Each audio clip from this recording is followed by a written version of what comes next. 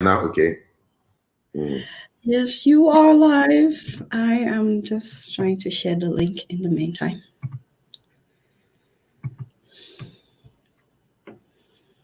Awesome. Share the link. We have 12 people watching already. What? Hi, guys. Oh. Thank you for joining us. A lot of people, love your show. A lot of people love your show. I don't think they are here for me. Oh, I'm not fire for you. they are here for you, my father. They are all because of you. Yeah, God bless them too. I'm really excited. Like, I'm really excited to hear your story. Your mom is also very inspiring. You know that, right? And I see how you pay tribute to her. Um, I saw the advert you did about like gender equality at your workplace Absolutely. and how they were saying in the ad that your mom is part of the reason why you are who you are today. And I was just like, I'm not going to cry. Like women, man. I Like know. thank God for amazing women in our lives. So yeah, I'm just like sharing that link. And as soon as I'm done sharing that link, let me send it to you as well. A lot of people have joined there. How Are we did you? live? Yeah. Some comments on the other side. Yeah. I just sent you the link for people Okay, on to. my WhatsApp. Yeah, I Okay, I sent got it to you on WhatsApp if there are people that you want to share it with, so they know that you're alive. If you here wanna, is to watch the show. yeah, you can put it on your Instagram, the website link on your Instagram as well. You can I post just it. say I've talked to a lot of my groups and also to my team. They will push it out to other Okay, groups. awesome. Yeah. And we are live. Kaido is supposed to be sharing this link, you know. Huh? Um, I said Kaido is supposed to be sharing this link. Which crowd do we? Oh, you don't know Kaido? Who is that? Never mind. Uh, Kaido is my everything. My camera guy, my brother. You don't know Kaido. okay, now I know calling the Now engine you room. Kaido. Okay, now you do. We're live, folks. Are we live now? Oh, we are live. Okay, so We are live, and I'm done sharing it so that we can all focus on you. So right now we have 276 people watching, and like I said, people are here for you. They want to hear your story. I'm so excited about the people that will call in to ask you questions directly because people like you know, you're a big man. They don't get to ask you questions face to face like that. So anyway, I am so happy that we're finally doing this and I'm done sharing. Uh, and now we're going to start. Thank you so much, everybody that has joined us. You guys are amazing. I don't even know how to thank you guys for making the time out on a Sunday evening when you should be enjoying your evening. Once again, my name is Adiola Fayeon, and I am humbled and honored that you will join us in this broadcast. Thank you so much for sparing us your time. As you guys are aware, besides doing the show, which is news, I've been talking a lot about like money series, you know, and a lot of people have been asking me, are you no longer talking about the news? And no, I'm talking about the news, but it's very important for us Africans to all be successful. If everybody is successful, hey, it will just make me so happy. And that means that I'm also successful.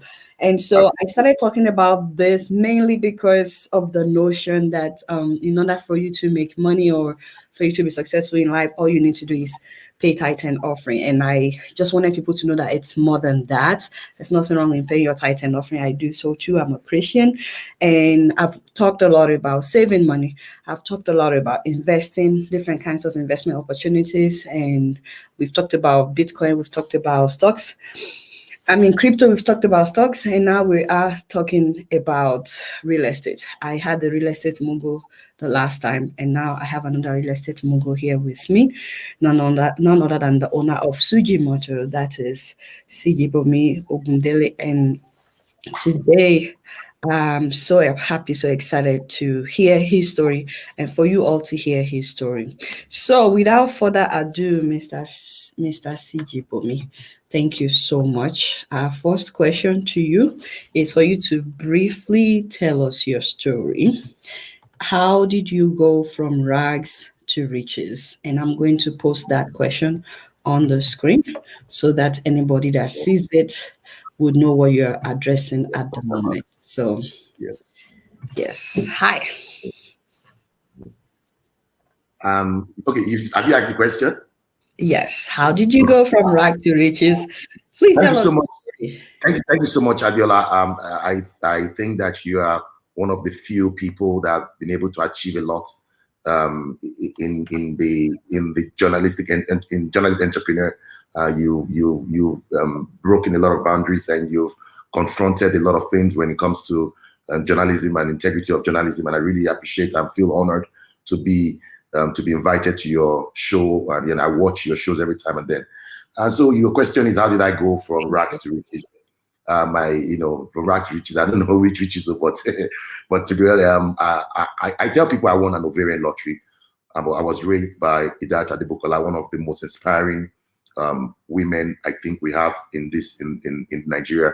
My mother, she's a lady that dropped out from primary school, but through hard work, perseverance, and common sense trade, she moved from just a petty trader to becoming one of Nestle's top 5 distributors. And my mother, through that, I believe that I gained a lot of, natural entrepreneurial spirits. My story is, I can say my story is that of maybe the rose that grew, from the concrete, because nowhere in the world would my story be possible. When I was 16, I left Nigeria. I went to France, and I had one egg on our street that did us, all these, these passports. And when I was just 16, we boarded Air France in Lagos, and we were on the way to Canada. And when we reached France, they saw that our passports were fake. So they said, okay, you are young, you're just 16, I'm underage. They sent me to the camp in south of France, which is in Nice. And I was there. I did everything from hawking on the street to cleaning jobs and everything. And what looked unfortunate became an opportunity for me, because while hawking, I met a Saudi Arabian businessman with the name of Sheikh Mohammed Al-Raji. They own Al-Raji Bank. It's one of the biggest Islamic banks in the world. And, he took me, I sold to him Tour Eiffel, which is Eiffel Tower, the souvenir. And he was supposed to give me 50 francs, and he gave me 500 francs. I was very excited, but then what looked like an excitement automatically turns into a worry, because I was the only black man on that street. I was the only black person on Avenue de l'Anglais. So I started looking for him.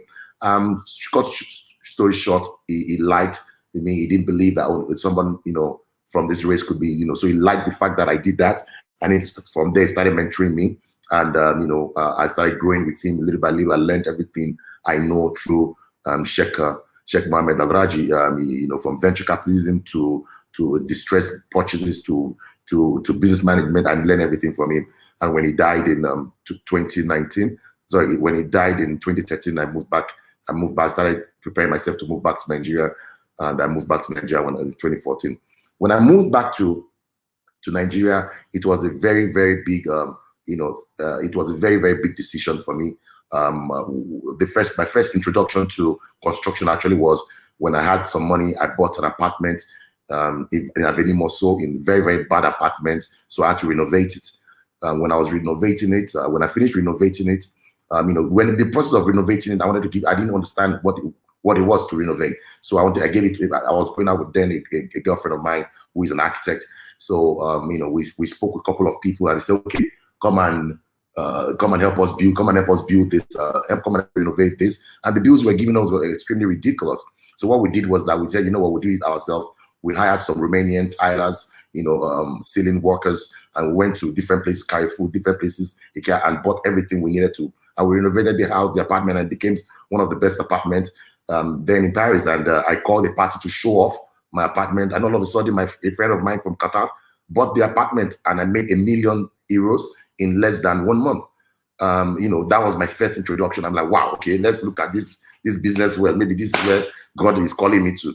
So at the end of the day, I started driving my interest into renovation and into construction. Not, real estate has different division, but into construction itself, it became my interest, because the capacity to change, to look at something just to and build it up, or look at an apartment and change the face, became my passion. So when I moved back to Nigeria, it was very clear to me that we didn't want to play on the bottom, because the bottom was too crowded. We wanted to play on the top. So I bought a land, and I got to meet Alhaji Saro, may he so rest in peace. And I bought a land on Milverton, and we built the Medici. The Medici today is still, as far as we know, the market is still very, very beautiful property, and the value is still very high. But Alhaji Saro, then I can remember, he wanted to sell the land to us magnanimously, wanted to sell it about 250 million or something, but I didn't have the money. But everybody thought I had the money. I didn't have the money, so I paid. I think I paid the first 100. All the money I had, I put it together, and I made this, and I made the payment, and I started paying the balance small. It was very magnanimous. It didn't disturb me. Even when I didn't make my payment plan, it was still just like a father. And that's why when he died, I wrote a very tribute from the bottom of my heart, to people like that who see vision and entrepreneurship in young people and support them. So basically, it's just like that. I started like that, but it was very clear to me that I didn't want anything. It didn't matter to me if I had a rich uncle or powerful auntie. What mattered to me was that when we started Sujimoto, we had two fundamental principles. The first, which is integrity. We knew that after reading a lot of books of great people and people that have achieved a lot of success in their lives, I realized that integrity is one of the prerequisites of their success. They were people of their word. They made sure that whatever they say, they would do it. And another thing again that I saw was that quality. I knew that if we create a product, and the product, we're able to create a fantastic, great product, we can sell anything, anywhere. So we said, okay, so we did what I call a comparative analysis, just to understand the market. Who are the big players in the market? When I told my friends I wanted to build it, because hey, you that you're from Agege, why would you be building Ikoyi? Why would you compete with these big companies that are building Ikoyi? Go and start from Aja or Lekki or something. And there's nothing wrong with that. But I everywhere, when I was living in New York, I was living on Fifth. I was living right in Midtown. When I was living in Paris, I was living in Toronto. When I lived in Japan, I was living in Ginza. The fact that I was born in Agege doesn't mean that my location must determine my destiny. And I told them that the best or nothing is what we want. And we started like that. We built. We set the minimum benchmark as the best. We wanted to create a product that would stand the test of time, and I will also create value for our customers. That was what we did at the Medici. After doing that at the Medici, it was a very, very stressful time for us, because we had some money, we built. When we finished getting the land, we got the approval. Then later we moved to site, we started building, we ran out of money. The lady came and rescued us. That's why it's very important for us never to look down on anybody. She came and she was like, okay, I want to buy 2 units. It was early in the morning. Mama, I had only maybe 20,000 naira in my account. And let me tell you now, and forget about my I had only 20K in my account. I was owing a lot of people and I didn't know how to move. I was so confused. This lady coming, I think that's what I always say as well, is that apart from hard work, there's also grace. The grace of the Almighty. When you're ordained, when the Almighty God would say that this is destined, that's what it will be. It doesn't matter what anybody says. This woman transferred 120 million naira to me on a Monday, when I had just 20K. That transformed the building. I traveled immediately, started buying everything we needed to buy, because we're already out of time. We're already backlogged on time and everything. And we started doing all those things. Fortunately for us, we sold the property before it was completed. It was a big success. Until date, the Medici is still an amazing project. It's still a great project. Then we have, where we go from it.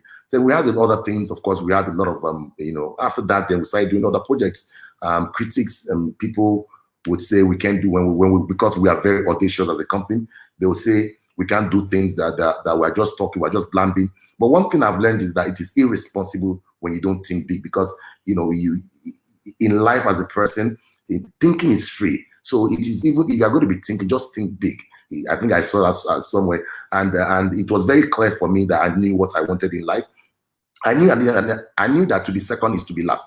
It was very clear to me that the path of my destiny is to be the first, and that's why when we're doing anything in life, we make sure that we look at the best, who has done it better, not only in Nigeria, not only in Africa, but the whole world. We put the world best as our benchmark, and we start researching from there. We do product research, we understand customer market directions, we understand customers' desires, and we put all those together and come up with a great project, with great products. And that's one of the secrets of our success, because we realized long ago that innovation is one of the most important ingredients of success. Because if you look at the way most of the people you see, realize that the human race is moving faster than ever before, and the attention span of an average individual is very, very low. And that's why we know that the only companies that guarantee success are those very few who understand that complacency is the fastest way to failure. And that's why we, as a company, as Sujimoto, we try our best to make sure that, of course, number one, we would not do anything small. That's first. Number two is that we will make sure that we add value back into our customers. Number three is to make sure that whatever we are doing locally here must be able to compete. So I tell my architects and my engineers that, guys, we're not building in Lagos. Don't get it wrong, go. We are building in Dubai. He says, but this is Lagos. I say, yes. We must have an imagination and expectation that we are building in Dubai and we're competing in Dubai. Whatever we are doing, if we are not able to replicate it and say, okay, we can stand it in Dubai, they won't do it. And that's the same philosophy we put in Giuliano. When you take the Giuliano project today and you carry it to London, it will sell itself. If you carry the Giuliano product to New York, it will compete there. And these are the philosophies that I used as a backbone and as a driver for me. And I believe that those hard workers converted themselves to what you call success today. But I'm still hustling. I'm still hustling. Wow. Thank you. That was quite inspiring. A couple of things that I noted down. You said the fact that you were born in Agege doesn't mean it has to determine your destiny. I'm like, Absolutely. hey, Jesus, that's like, tweet that out right there. Call it a rule. You need to tweet that. And another thing that you said is, you said thinking is free. So think big. Sorry, I didn't hear that. You also said that thinking is free. So think big. Yes. And absolutely. it's like, I don't think it's free. It's free. So sorry to just interject there. You see, in the Bible, God didn't promise us that. God didn't say that success will be served a la carte. It didn't say that you sleep and they'll bring food to you. No. God said that the world is abundant and belongs to everybody. So he didn't say the success and the riches of the world will be distributed will be segregated. That there are some people that, hey, these ones are the billionaires and these ones are the... No. He has brought the world abundant to everybody. It belongs to all of us. It is irresponsible not to think big, by the way. It is very irresponsible. If like, for example, someone like you must be competing and say, you know what, my journalism, entrepreneurship, I want to drive it to become the CNN of Africa. That is the minimum standard, and there's nothing wrong with it. Oprah, she's one of the biggest, journalists in the world, television journalists in the world, and look at what she's achieved with herself. What she's doing, you can do it. Anybody can do it. So it is the capacity to collect that free thinking and convert it, remove all the small thinking. Anybody like that will be thinking small around you, remove all of them, and replace them with big thinkers. Wow. Thank you. I think you're already getting into some of my questions already. Because I will still be asking some questions about, things like, is it that some people are destined to make it while some people are not?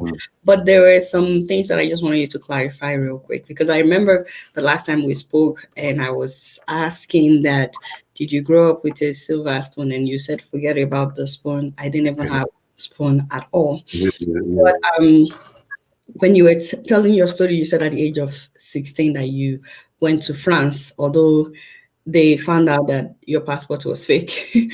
What was like before then? Did you grow up with wealth, or like what exactly? I want to know what you mean when you said that you didn't even have a spoon at all growing up. That's very interesting, because growing up, I was born in Nagige, as I said. I grew up in a lower middle class family. My mother was an entrepreneur. She's an entrepreneur, one of the best entrepreneurs I've ever known. And my father did a 9 to 5. My mother, I know what it is in a street of about 19 people. Only 2 people have generator, and when there's no light, I know how to use a lantern very well. I know what poverty is from day one. I've declared poverty as the number 1 enemy. Because I know that there is no nobility in poverty. I know that if a man is able to dream anything, he will achieve it. And I'm not saying it because of motivational speaking. I'm saying it because of experience. I know what it is. I know what it is to be poor, and I know what it is to be rich. And people, someone like me, if I come from Agege, and right now I'm in Ikoyi, and God has blessed me with all these things. Where I had the dream of building the tallest residential building in Africa, and people say I couldn't do it. Today, we are planning and building 6 tall buildings. We have projects going. So coming from almost nothing, and today we have projects going for almost a project portfolio of over $500 million. People said, "Oh, we can't build tall," but when we had the opportunity to expand and look at global markets, Dubai said that we cannot build below 40 floors, where the standard, when you tell somebody in Nigeria want to build 10 to 20, you small boy like you, so I never had. When you asked me, was I born with a silver spoon? I said, I didn't even have spoon. Not to talk about silver spoon, and I'm serious. I didn't have spoon. When they serve your food, use your hand to eat. Babe, you use your hand to eat, and I know how to eat. In fact, there's no hot food I can't use my hand to eat. I'm an hot expert because my hand use it so much to eat. So but having said that, I didn't have spoon, and I don't envy those that had them. But I think, and I do envy those that had them, because I think it's more difficult to become successful when you have a plan B, because it becomes. So I respect people that inherited money and that wealth and transfer that wealth into something bigger. The likes of Abdul Samad Rabiu, the likes of Femi Otedola. Dangote will say he didn't inherit anything, but he was born into a rich family. So I respect those people because they have a choice. They have a choice of inheritance, but still they looked at that choice and left it and tried to create a destiny for themselves. So I actually do respect people that are born well and they transfer what their father gave to them or what their parents gave to them and they multiply into something greater. So yeah, that's basically, yeah. Oh, I really like that, because I think sometimes when people suffer, it helps them to decide, I don't want this for the rest of my life, or I don't want this for my children, or like you said, you decided that poverty is an enemy or something like that. I declared war on poverty. Poverty. Actually, when people ask me that what inspires me, what moves me, I tell them that poverty is my number 1 inspiration, because I know that there is no, I always tell my friends that if you negotiate the price of greatness, you pay a full price for mediocrity. If you negotiate that poverty is their choice, then you have to pay the price of that poverty. And the biggest problem, especially in our generation, is the poor mindset. The mindset where you cannot even dream above your sort of surroundings, where you do not even see possibilities, the spirit of possibility in achieving what you set high. The poverty of because I think that the syndrome of jealousy and envy is a poor mind, Because when I see you, Adiola, you are successful, I'm very happy for you. I'm selfishly happy for you, not only for you, but for myself, because I know that if you can do it, I'll do it too. So it is the quality of richness of thinking where envy becomes joy. But people where envy becomes destructive, I think that person is very poor in mind. And we have a lot in Africa here where your neighbors are hungry and you are driving in the big car and you don't have conscience, you don't have the fear of God. And I developed a code. I said that when your neighbor is hungry, your chicken is not safe. NSAS has proven that to us. If your neighbor is hungry, your chicken is not safe. They will eat your chicken, even eat you yourself. So the philosophy of a rich mentality and the philosophy of generosity must be embedded in our state. It must not be a corporate social responsibility. It must be something that is in our blood. It's something that we must do. It must be an obligation, to extend our hands, to extend our hand to our neighbor or to those that need it, and things like that. Okay, I can't believe what you just said. If your neighbor is hungry, your chicken is not safe. Your chicken is not safe. It might take time. It might take time, but your chicken is not safe. They'll collect your chicken. I like that. Anyway, so I feel like you already answered my next question, but really my next question is just for you to be frank. Can anybody really be successful, or only a few people are destined for success? So should we all just accept fate? Because I've heard people say things like that, like it is God that gives wealth, so be content. And people should be content no matter what. But is it that some people are destined to be successful? Some people are not. Let's just accept fate as it is. Or what do you think? Adiola, I think the Bible is one of my biggest book. I read it not because not for religious purpose, but because it's an inspiration. It's something that I really enjoy. I enjoy the Bible because and one of the things I want people to know that the kings are not made. The kings are made. They are not born. And I'm not talking about a royalty of wearing a crown. To become a king in anything you do, you have to be made. Why do you think that David chose Solomon as king and not his brothers or not his this thing? Success has to be intentional. David chose Solomon intentionally because he saw leadership in him.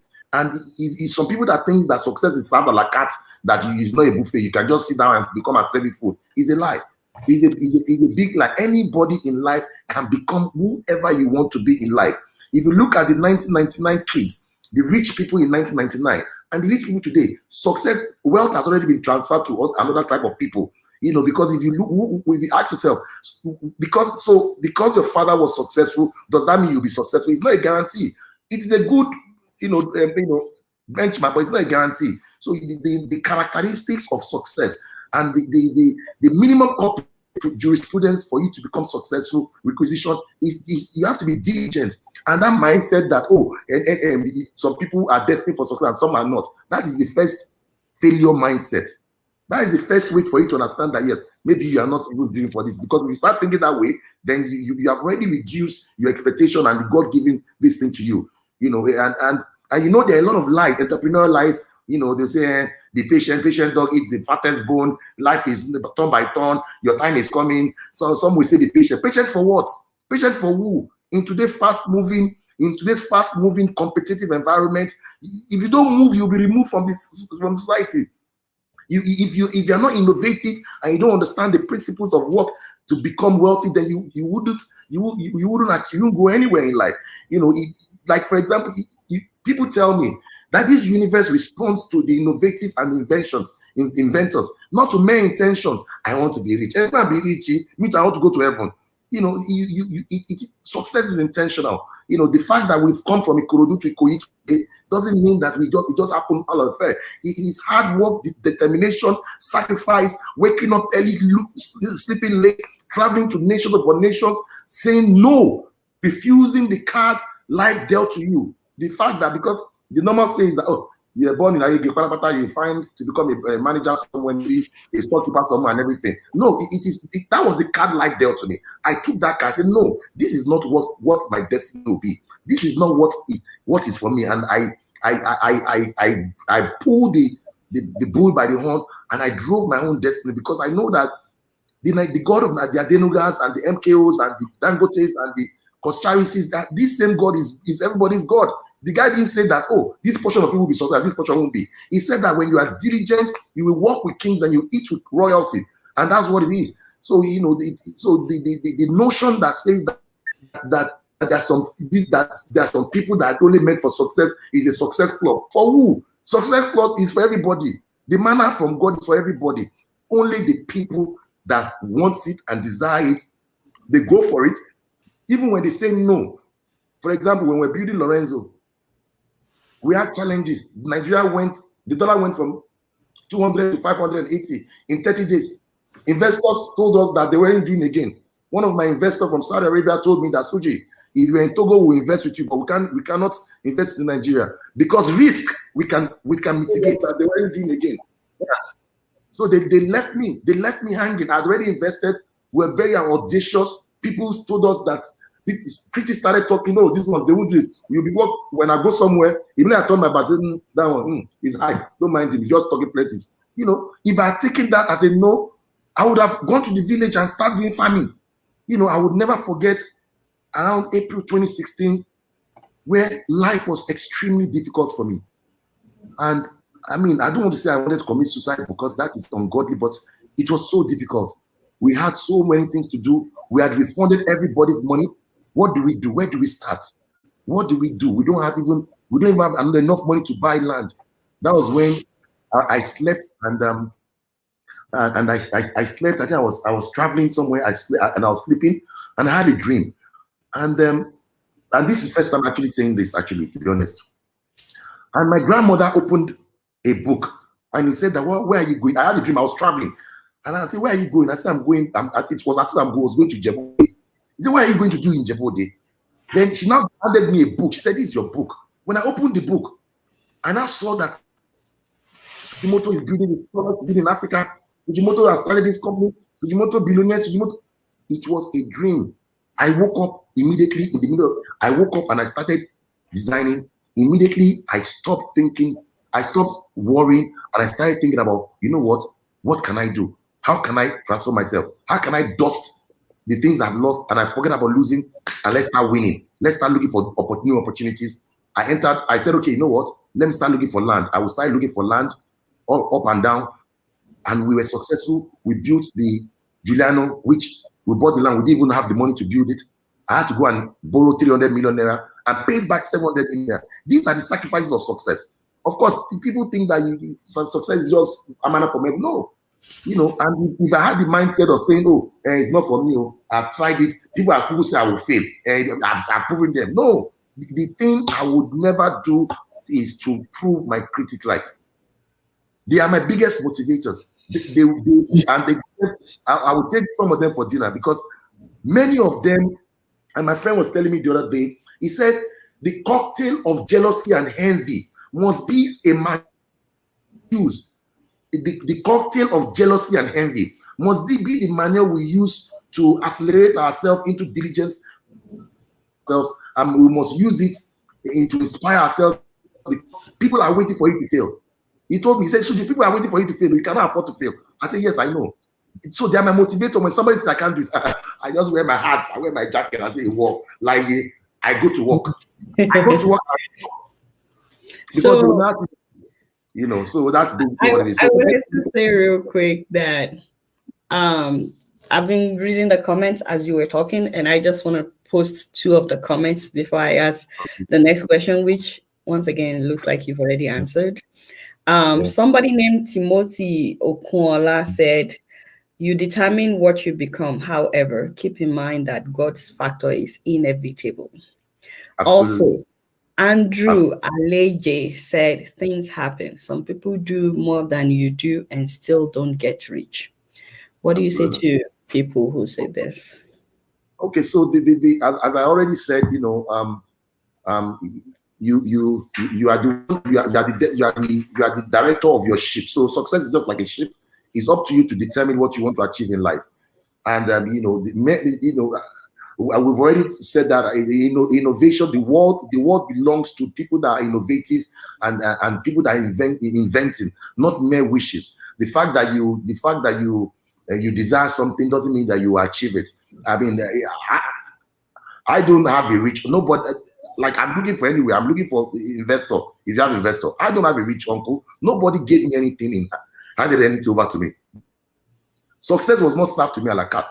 I worked hard for it. I pushed it. So the first thing for you to do, Andrew Aleje, is that is that wherever you are, no matter what you are doing, opportunities are around you all over the place. You can't tell me that the Lebanese man and the Indian man that saw opportunity in Nigeria and they came to Nigeria to find opportunity. Adiola, Nigeria is the only place where an Indian comes as a storekeeper and he becomes a manufacturer. Where a Lebanese man comes maybe as an engineer, he becomes a contractor. Nigeria is the only place. There are too much opportunities around us that we must pull the bull by the horn. First of all, the first thing we must do as a person is that we must first of all identify what we want to do in life. Because in today's super fast, hyper competitive environment, you cannot be sleeping and just be wishing for success. You must know what you want to do. And you cannot become a jack of all trades. No. Being focused is one of the prerequisites of success, of achieving anything you want to do in life. You cannot say, oh, today I'm selling pure water. People are not buying it. But you see your friend selling kuli kuli, or he's selling guru or plantain chip. You abandon water business, start selling plantain chip. That's where failure starts from. So you have to understand what you want to do. You have to focus on what you want to do, because I always say that to be second is to be last. If you look at Usain Bolt, do you remember who was the second person that ran after Usain Bolt? Adela, do you remember any second runner? No, but I won't say to be second is to be last. To be second is to be last. I don't remember because any they second. still get something. And some people that at some point they became first. Absolutely. But the philosophy we use as an entrepreneur is that we want to do things. We want to be the best. We want to be the best at what we do. And that's the only way we can have strong competitive advantages over our competitors. So I encourage you to keep moving on, keep pushing. You can't say that, like, for example, I'll tell you an example. There's a guy that came to me, he said he's looking for a job, and he's looking for a job, and he's late. We're employing, he's lazy. How can you be lazy and looking and you want to be successful? It's not possible now. And I told him, okay, if you're looking for a job, you've had the opportunity to be in Ikoyi. Plenty people here. You have about 60 sites here. Why can't you go and be frying pancake and you'll be selling 100 naira, you make it 25 naira. 25 naira on it. By the time you sell 1,000, there's no way you won't sell 200 pieces. You can be going to site, and I'll give you opportunity to sell to my people on my site. We have about 250 workers every day. If you sell meat pie, actually not pancake, meat pie. If you sell meat pie to them, if it's delicious, if it's not too expensive, and if it's big, those are the smallest. You have to have products that have competitive advantage as little as meat pie, and you say you're not successful. I want a job, but you can't work, and you're lazy, and you're complaining. No, I wanted to say something. Life. I want to say something real quick to Andrew Aleje and the previous guy that talked about, sometimes people work really hard, but everything is still in God's hands. So we're not disputing that. But the reason that we're doing this is a lot of people need to understand that as much as everything is in God's hands, He also put a lot of things in our hands. God doesn't interfere with the consequences of the decisions that we make. Wherever we are today, we are all a product of decisions that we've made in the past. Absolutely. In primary school, they used to tell us, as you lay your bed, you will lie on it. There's really no accident in life. Wherever you are today, at some point you made some decisions. Absolutely. And it is very important, especially as an adult, to start taking responsibility for where you are. Yes, life happens. Things happen. Maybe you lost a loved one, you lost a father, or you didn't have parents growing up, yada, yada, yada. We can all find all kinds of excuses, but at the end of the day, you should also take responsibility for the decisions that you made, because whether you like it or not, they contributed to where you found yourself today. You cannot participate in the action and not be a participant of the reaction as well. So that is what we are trying to talk about. Most importantly, with what Siji is talking about is realizing that even though there are obstacles, there are also opportunities around us. And the first thing to do is to have a vision for our lives. And I feel like he has already answered even the next question and so many things that he's talking about. Like he talks about how there's no room for failure.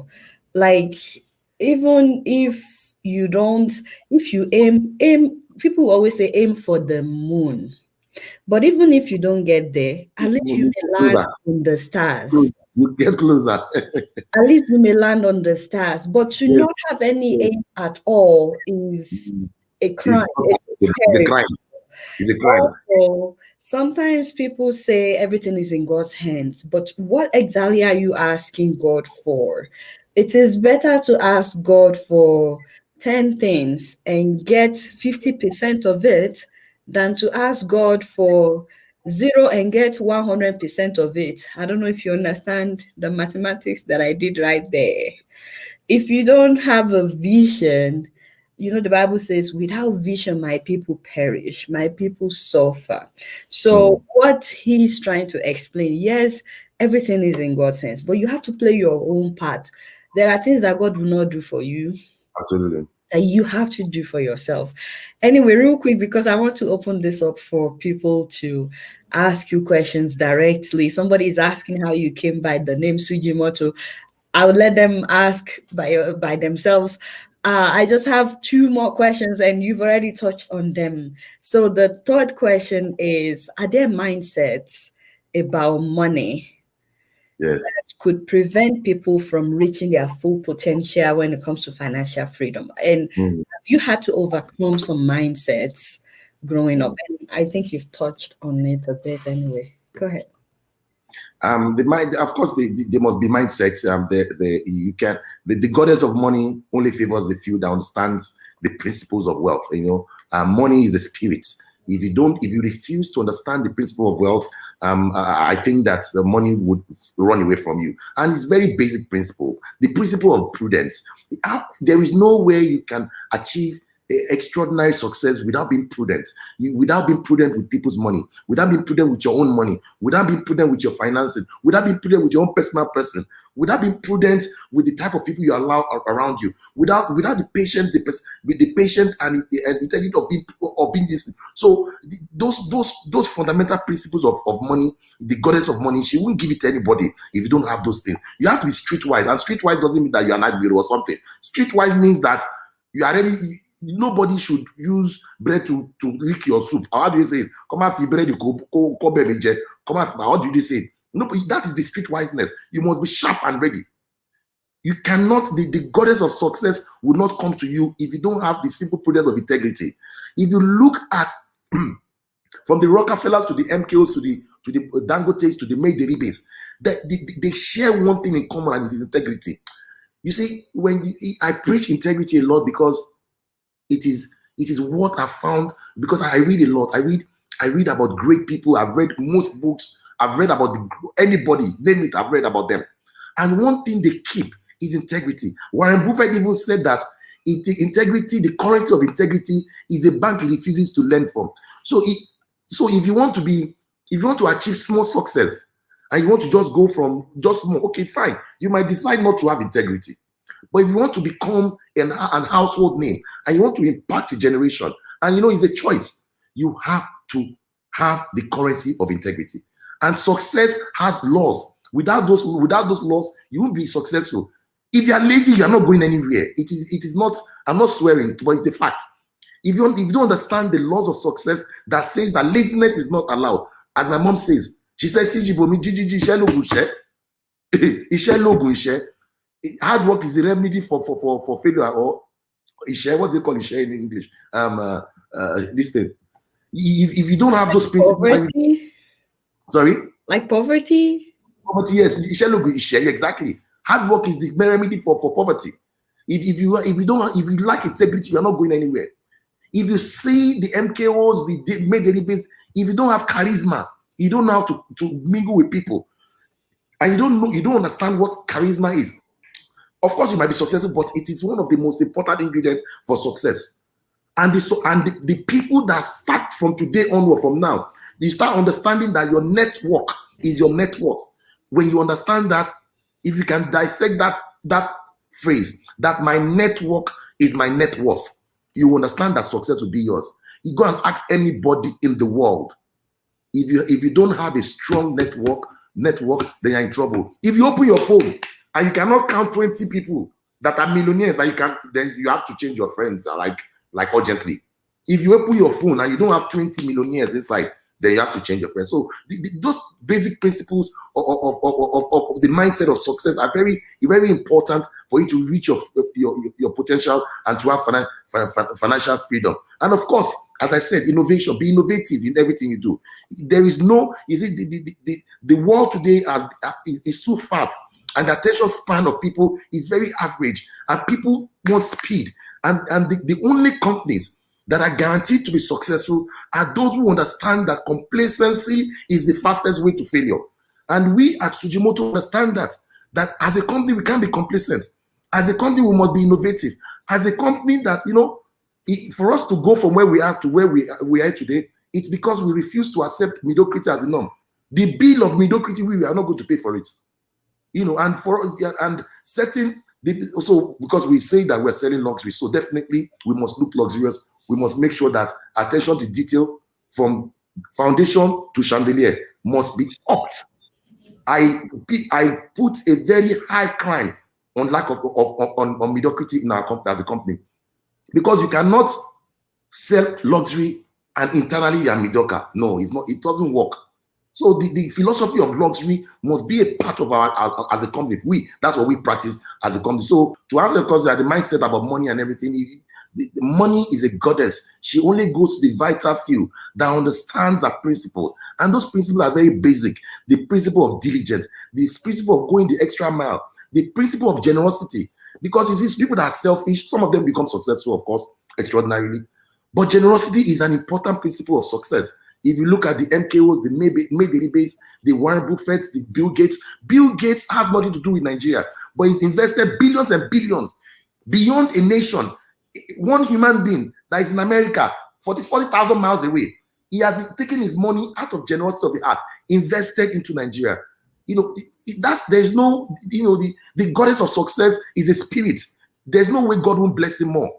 So that principle of generosity must be a part of who you are, and things like that. You already answered the next question once again, and I like that you touched on some principles, because I'm about to talk about that real quick. And speaking of generosity, I still remember when you gave an apartment to Jumoke Oniburedi. So thank you so much for that. That was quite generous of you. Actually, we paid for our rent. We paid for our rent for 5 years. We paid for our rent for 5 years, and we renovated it and everything. Still, that's a lot. 5 years of not paying rent in Lagos. Are you kidding me? In a nice apartment, please. Yes, very nice apartment. So, before I move to my next question, I knew this would come up. We have to tread this carefully. So, Ayotolu said that you can't exclude God in your success. So, this can, so a lot of, so of as course, Nigerians, let me be very clear. Yes, let's first before I'll let you talk. I feel like as Nigerians, we are very religious, which is great. But I don't know if Nigerians are aware. I think success is relative to, it depends on how you define success. Because I don't know if Ayotolu knows, but there are so many people that don't believe in God who are billionaires, who are millionaires. I'm not saying that people shouldn't believe in God. I'm just trying to say that when it comes to money, having money by itself may not be termed success. For some people, success is being able to spend time with their family and not have to work 9 to 5.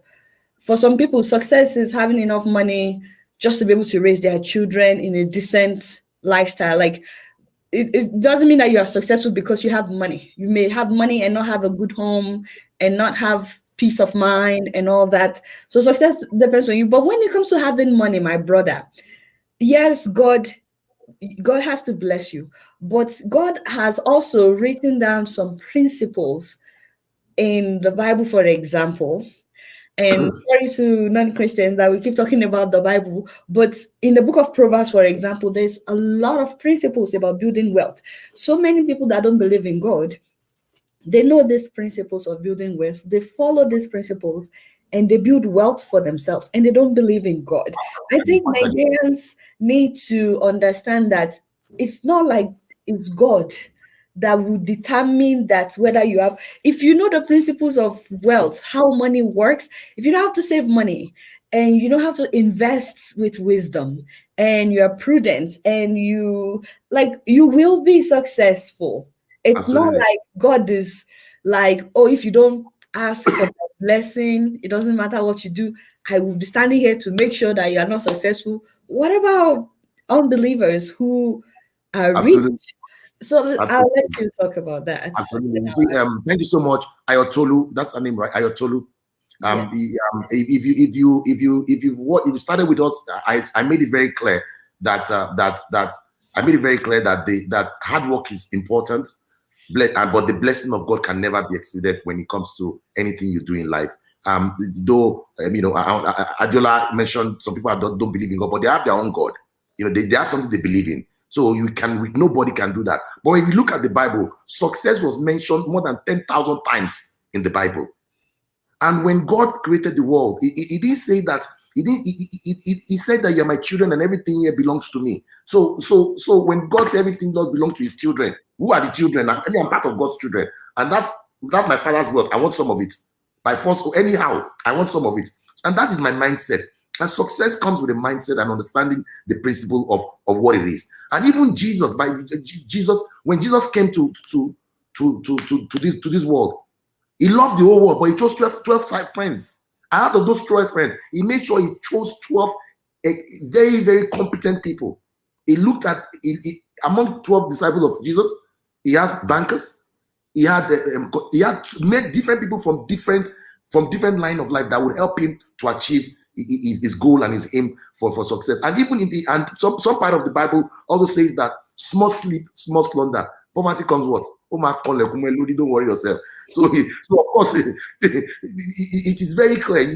Of course if you want to achieve anything in life, God is there. But that poverty mindset, if you are sleeping and you're not hardworking, and you're not persevering, you're not diligent, and you don't go the extra mile, and you're not generous with information, you're not generous with the way you behave, and you think you are working in a company, and you think that you want to maybe be you don't want to be honest with the company, you want to do this at the side, and you want to be successful. Where successful where to what? It is very short term. So of course, I thank you so much for that. I said it first that without the grace of God, you can, like for example, someone like me, where there are people that are more hardworking than I am. There are a lot of people that have achieved that they've tried 10,000 times more than me. And the only reason I'm here is the grace of God on my life and the blessing of God on our company. But of course, as well, God will not fall down and come and help you. Your first responsibility as a human being is for you to have that dream, to be hardworking. And I must say that we do a lot of praying in Nigeria. We have to do some working. We have to do some work, a lot of working. We have to do our part as well, So that's very, very important.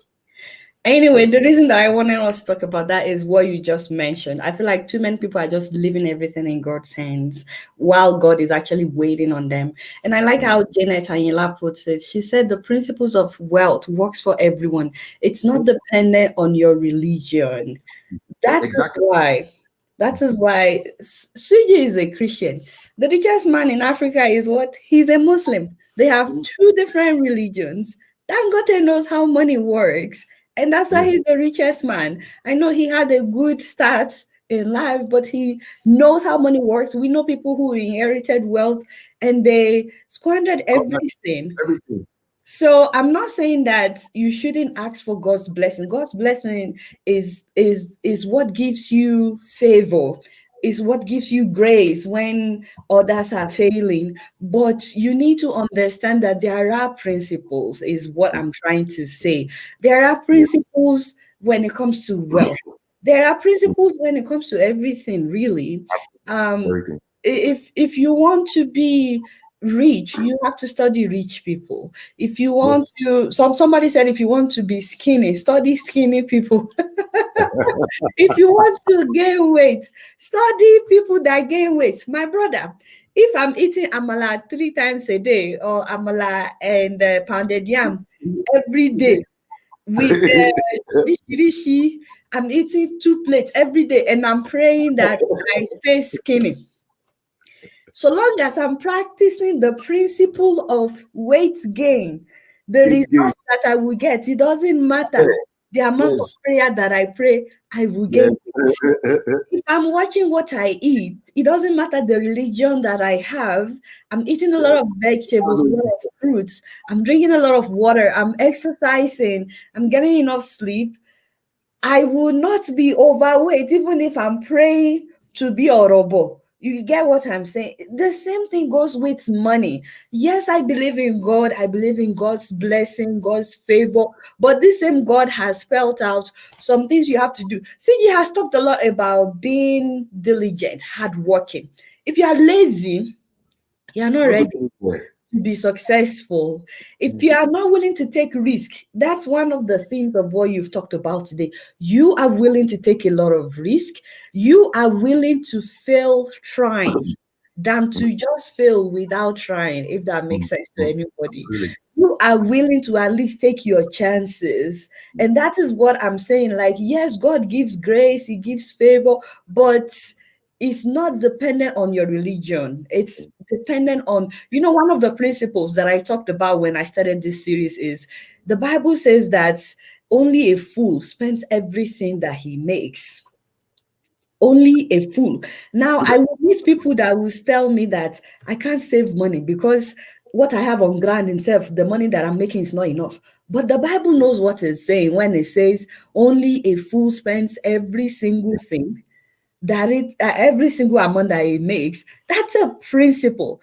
And I talked about how it's very, very important for you to learn to pay yourself, even if you have to fight for it, even if you have to skip a meal, even if you have to go and squat with a friend until you can afford an apartment. Like, you have to fight to pay yourself, just because the Bible says you are a fool if you are spending every single dime that you are making. That is a principle right there. So, like Janet said, and I'm sorry to disappoint some people, because I see a lot of Nigerian religious people, they go to church to pray to have money. They've been doing that for years, but they are not practicing the principle of people that actually have money. If you don't know these principles and you don't practice them, if you don't see opportunities where everybody else sees disappointment or no way or something, if you don't try to turn it around and see opportunity, there's no way you can move. And I'm sorry, I'm not the guest. He's the guest. I'm not trying to take the spotlight. I'm actually enjoying it because I'm learning a lot as well. I'm enjoying it because I'm learning a lot as well. Oh, please, learn it from me, Ke. I beg. Yes, I am. So let's not forget that, to be honest, when it comes to making money, it's about following the principles. Now, you can follow them with prayers. You can follow them with God-centered mind. No, you don't follow. You back it up with prayers. You back it up. Yes, you can back it up with prayers. But yes, it's not the principle of wealth works for anybody. It does not depend on your religion. Amen. Somebody. My last question, and then I'm opening up. I'll post the link now. What are some of the sacrifices that you've made to get to where you are? And while you're answering that, if anybody is watching, please look in the comment section. I'm about to post the link for you to join us in the studio. We can only take 8 people at a time. So after that 8 people, you will not be able to join us until some people leave. And then, but try to save the link if you can. So, but Mr. Sigi, what are some of the sacrifices that you've made? to get now to it. sacrifices, I always say, which I've said, that there is no nobility in poverty. There's no joy in poverty, and you can't win in today's world if you don't sacrifice and you don't expect regrets and you don't give everything you do. For example, I tell people that I'm married, and they say, "I'm married where?" They don't understand what I mean by I'm married. As I'm married to Sujimoto, don't you understand? Sujimoto is a very I carry her like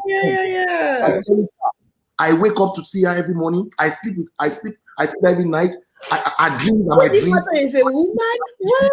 Sacrifices, if you don't sacrifice for what you need, life will sacrifice you. Society will sacrifice you, because life always deal everybody their own card. It is up to you to look at that card and transform whatever looks like calamity into opportunities. So without sacrifice, you are not going to go anywhere in life. You have to, you see, the passion and the love for what you do, it is extremely essential. And to become the best in life, what you desire becomes a sacrifice. If you want to become the best in life, I don't know about people that don't want to be the best, though. But if you have desire to become the best, you must be ready to give it all. You must be ready to sacrifice. Some people are inspired by some people. Some people will be complaining and be mourning and be crying babies. Like, the world has moved from following people that are complaining about, oh, I don't want to sacrifice this, I don't want to do this, I'm mourning. In today's world, crying babies don't need anymore. For you to succeed in today's world, the simple need to sacrifice as much as possible is very essential for it to be, and at the end of the day too, you must. Somebody was telling me that there are principles of becoming a billionaire, and the principles of they're very simple principle. The principle of compounding, this principle of expanding, and the principles of being disciplined. And you cannot discipline without sacrifice.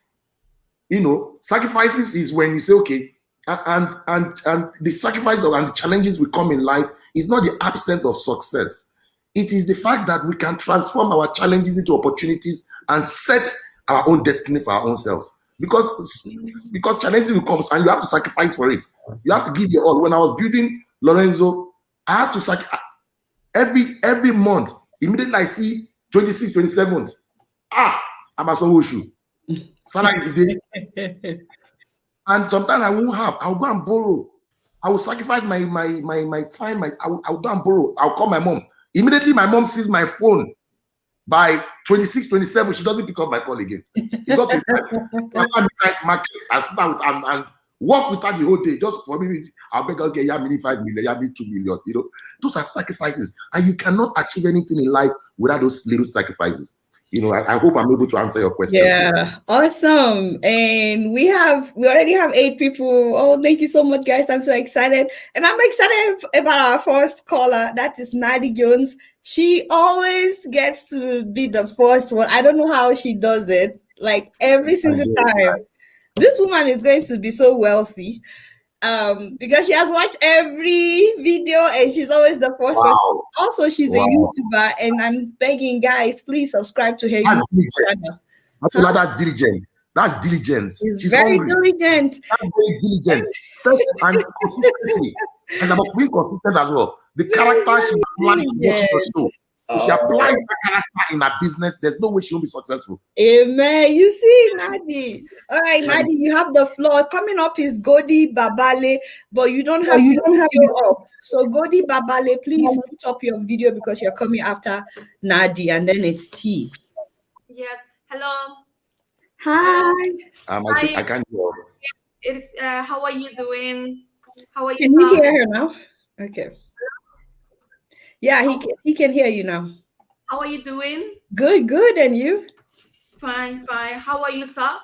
So I'm good, Nadi. Thank God. And I have one question, but I'm just a little bit nervous.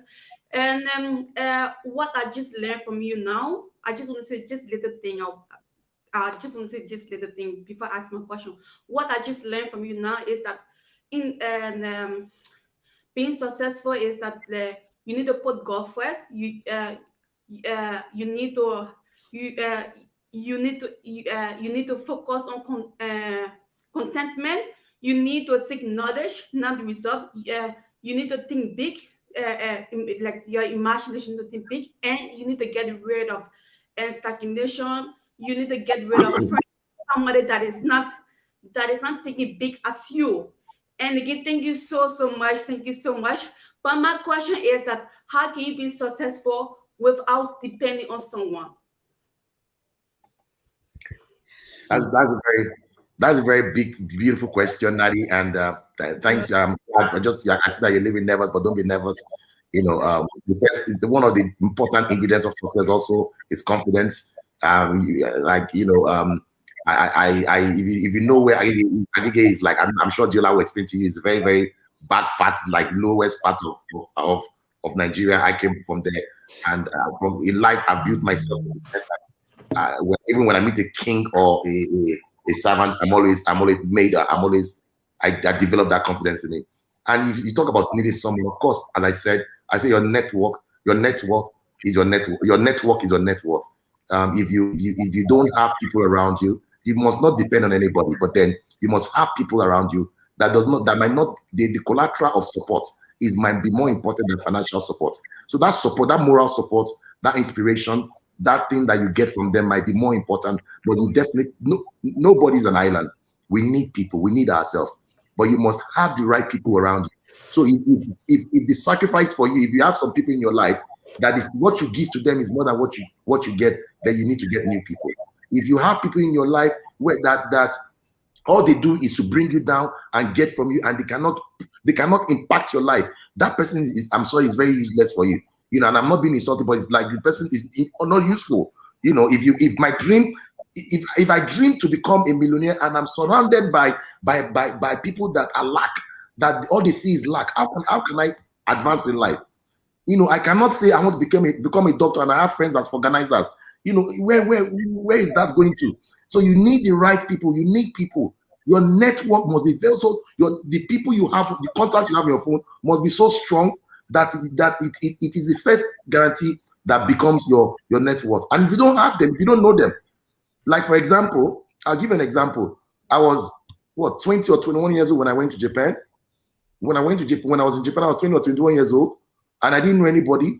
But the first thing I did was that, listen, if I go to there's a place I think it's Higashi Ginza. No, it's not Higashi Ginza, but Shibuya. Shibuya is like a market in Tokyo.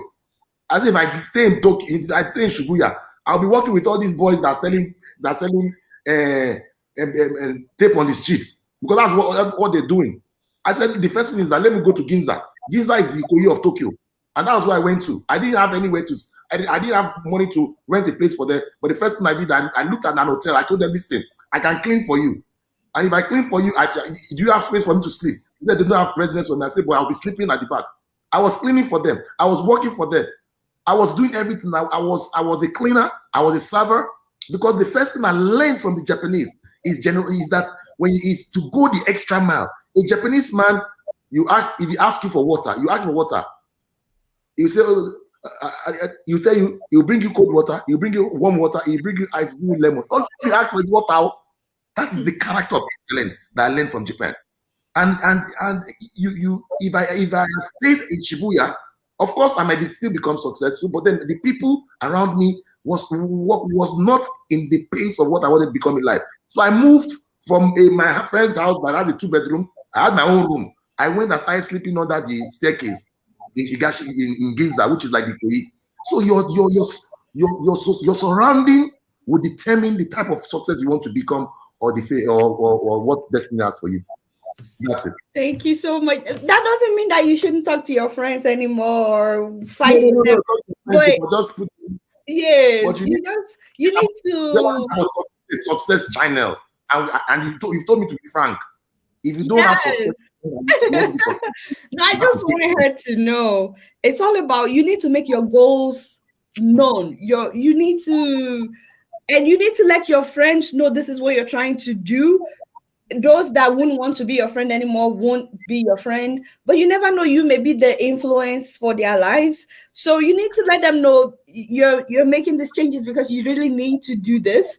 And if anybody is upset that you're trying to better your life, then maybe they don't want your life to be better. You know what I mean? If somebody is trying to say you have to choose between them or your goals, that person is not ready for you to be successful. Some people are actually comfortable with you being where you are. The moment they see you start becoming successful, they start acting strange. And all they need to do is get on board, because everybody can be successful. There's plenty of room at the top. That's what people don't understand. The bottom is actually crowded. People need to know The there's bottom is plenty of room crowded. at the top. So, all right. Thank you, Nadi. Bye. Nice And meeting you. we have Godi Babale. Godi, welcome. Where are you calling from? And you're muted. Please unmute yourself. And T, please put on your video camera.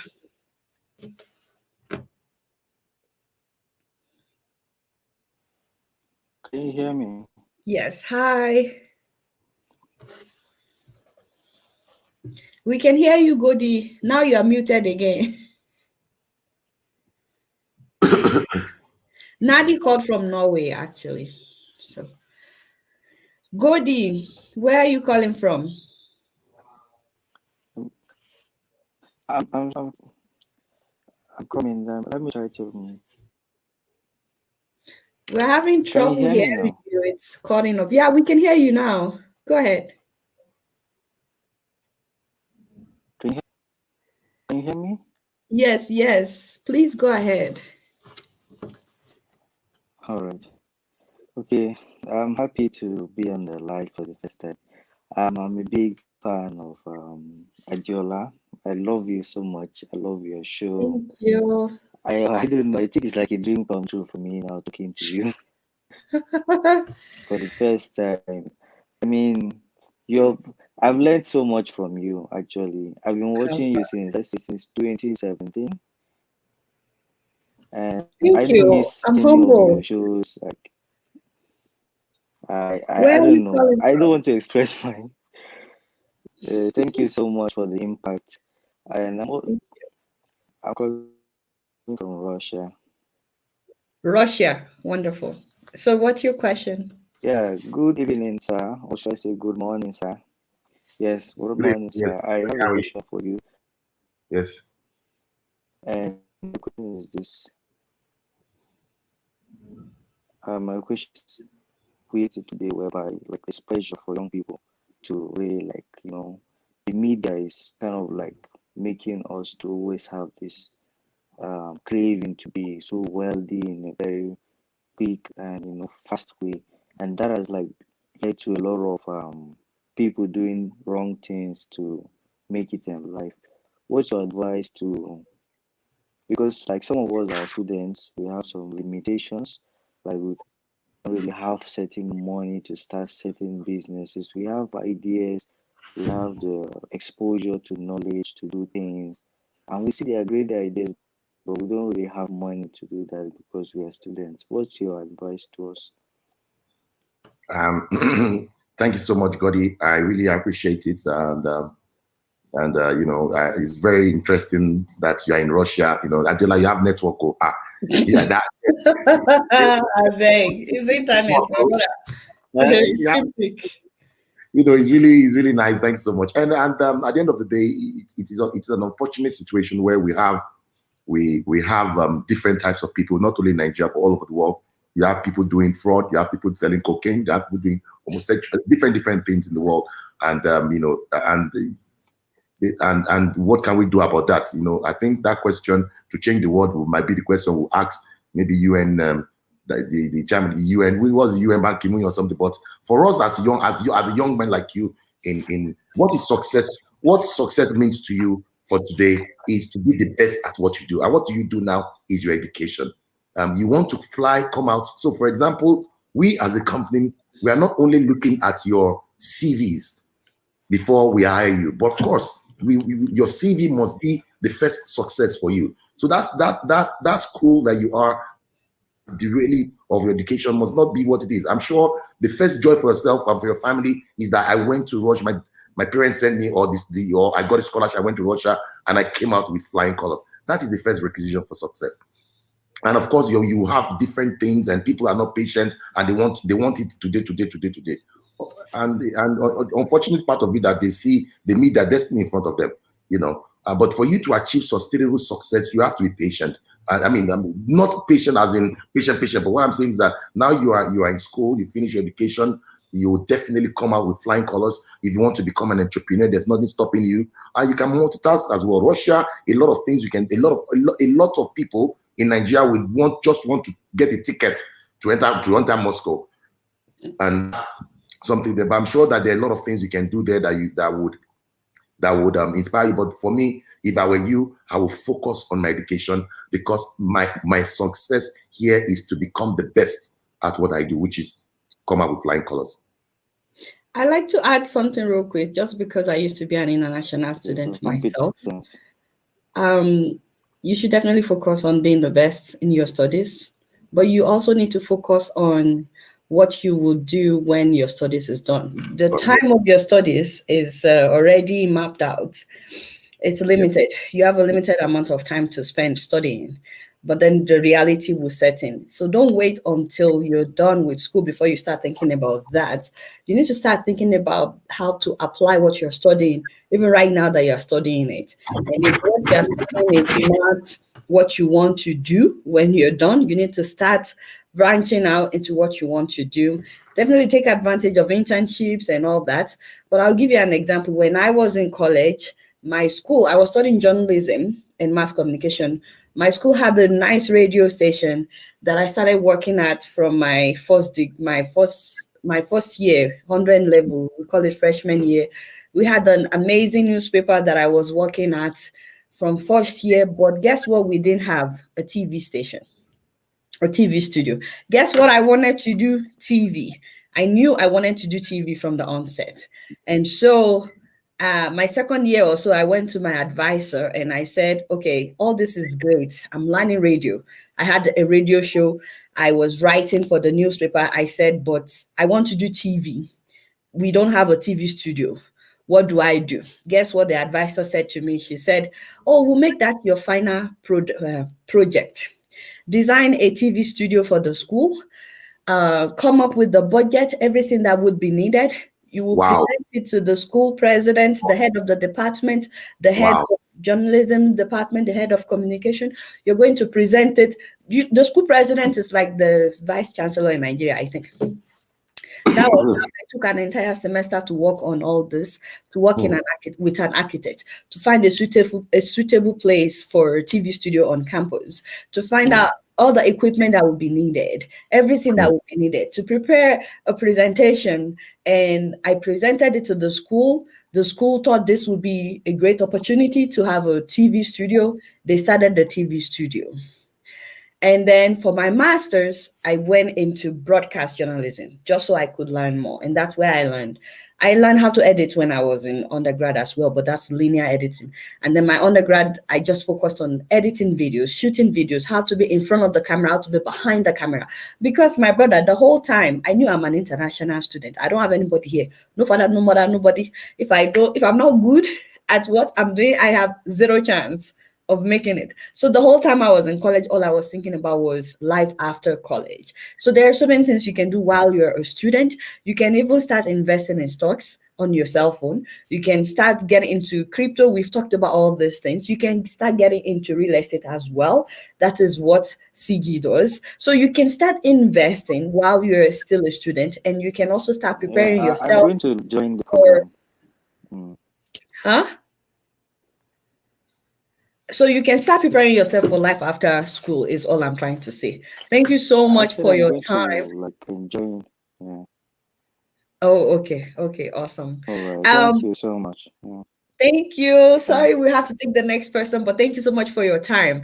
Real quick, Mr. Sigi, you have somebody here that has something to say to you. So we're taking T next.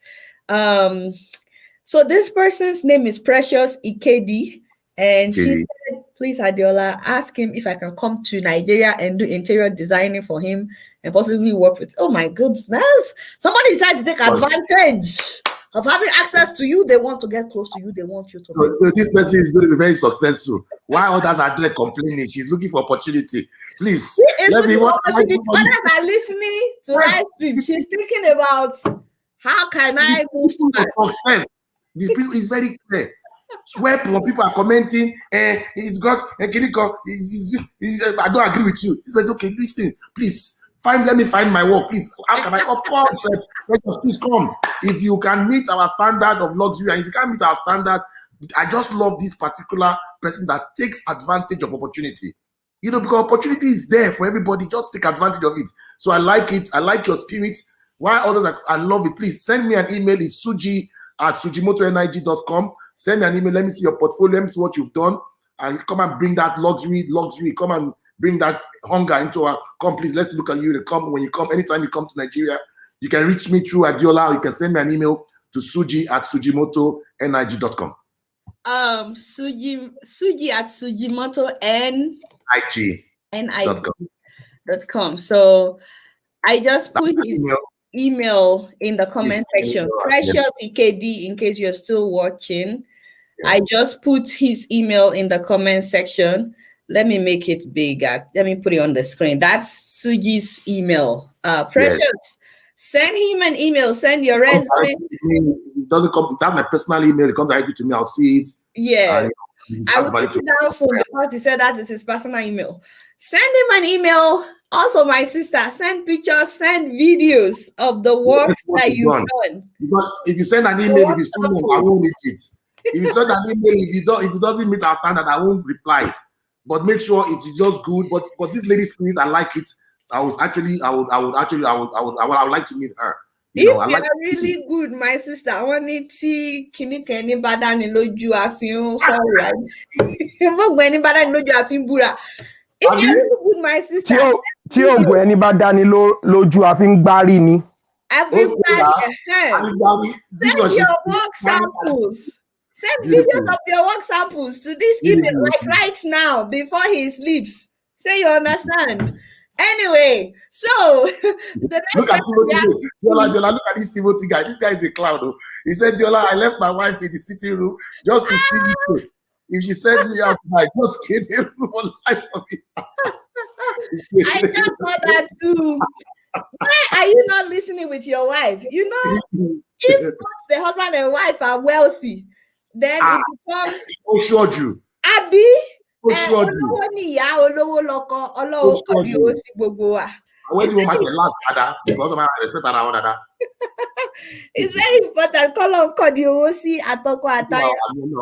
go and bring your wife to listen as well, my brother. So thank you so much, T. He just bailed me out with my Yoruba, and he's the next person. T, where are you calling from? Thank you so much for joining us.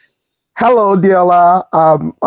Yes, I am one of your fans, and I am in the United Kingdom. Thank you so much for the great work which you've been doing, and for this segment which you've started as well. I think it's a very great one that will not only benefit Nigerian youths, but I can say that confidently that African youths would actually benefit from this and even beyond. Thank you very much for that. Thank you. So, hello, brother CG. How are you? Nice one, T. Oh, I'm fine. Thank you very much for asking. I think mine is more to do with just a little bit of contribution, and based on what I've read from the comment as well. And that I've listened to most of what you've said, and what I can actually pick out from, and going by other of Adiola's program, and some of the principles which I've been putting in practice as well, is that it's more to do with perseverance. You need that perseverance for you to actually be successful in life. You need perseverance to start with. And number two is such that you need to actually take calculated risk. You cannot sit down and say you want to take zero risk, but you want to get 100% dividend.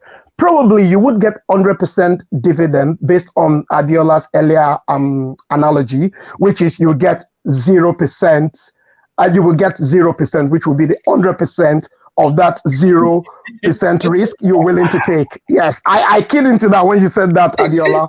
I got it straight away. I was like, nice one. That's a good one. So it's more to do with we should be perseverant. We should be ready to take calculated risk and, not be complacent.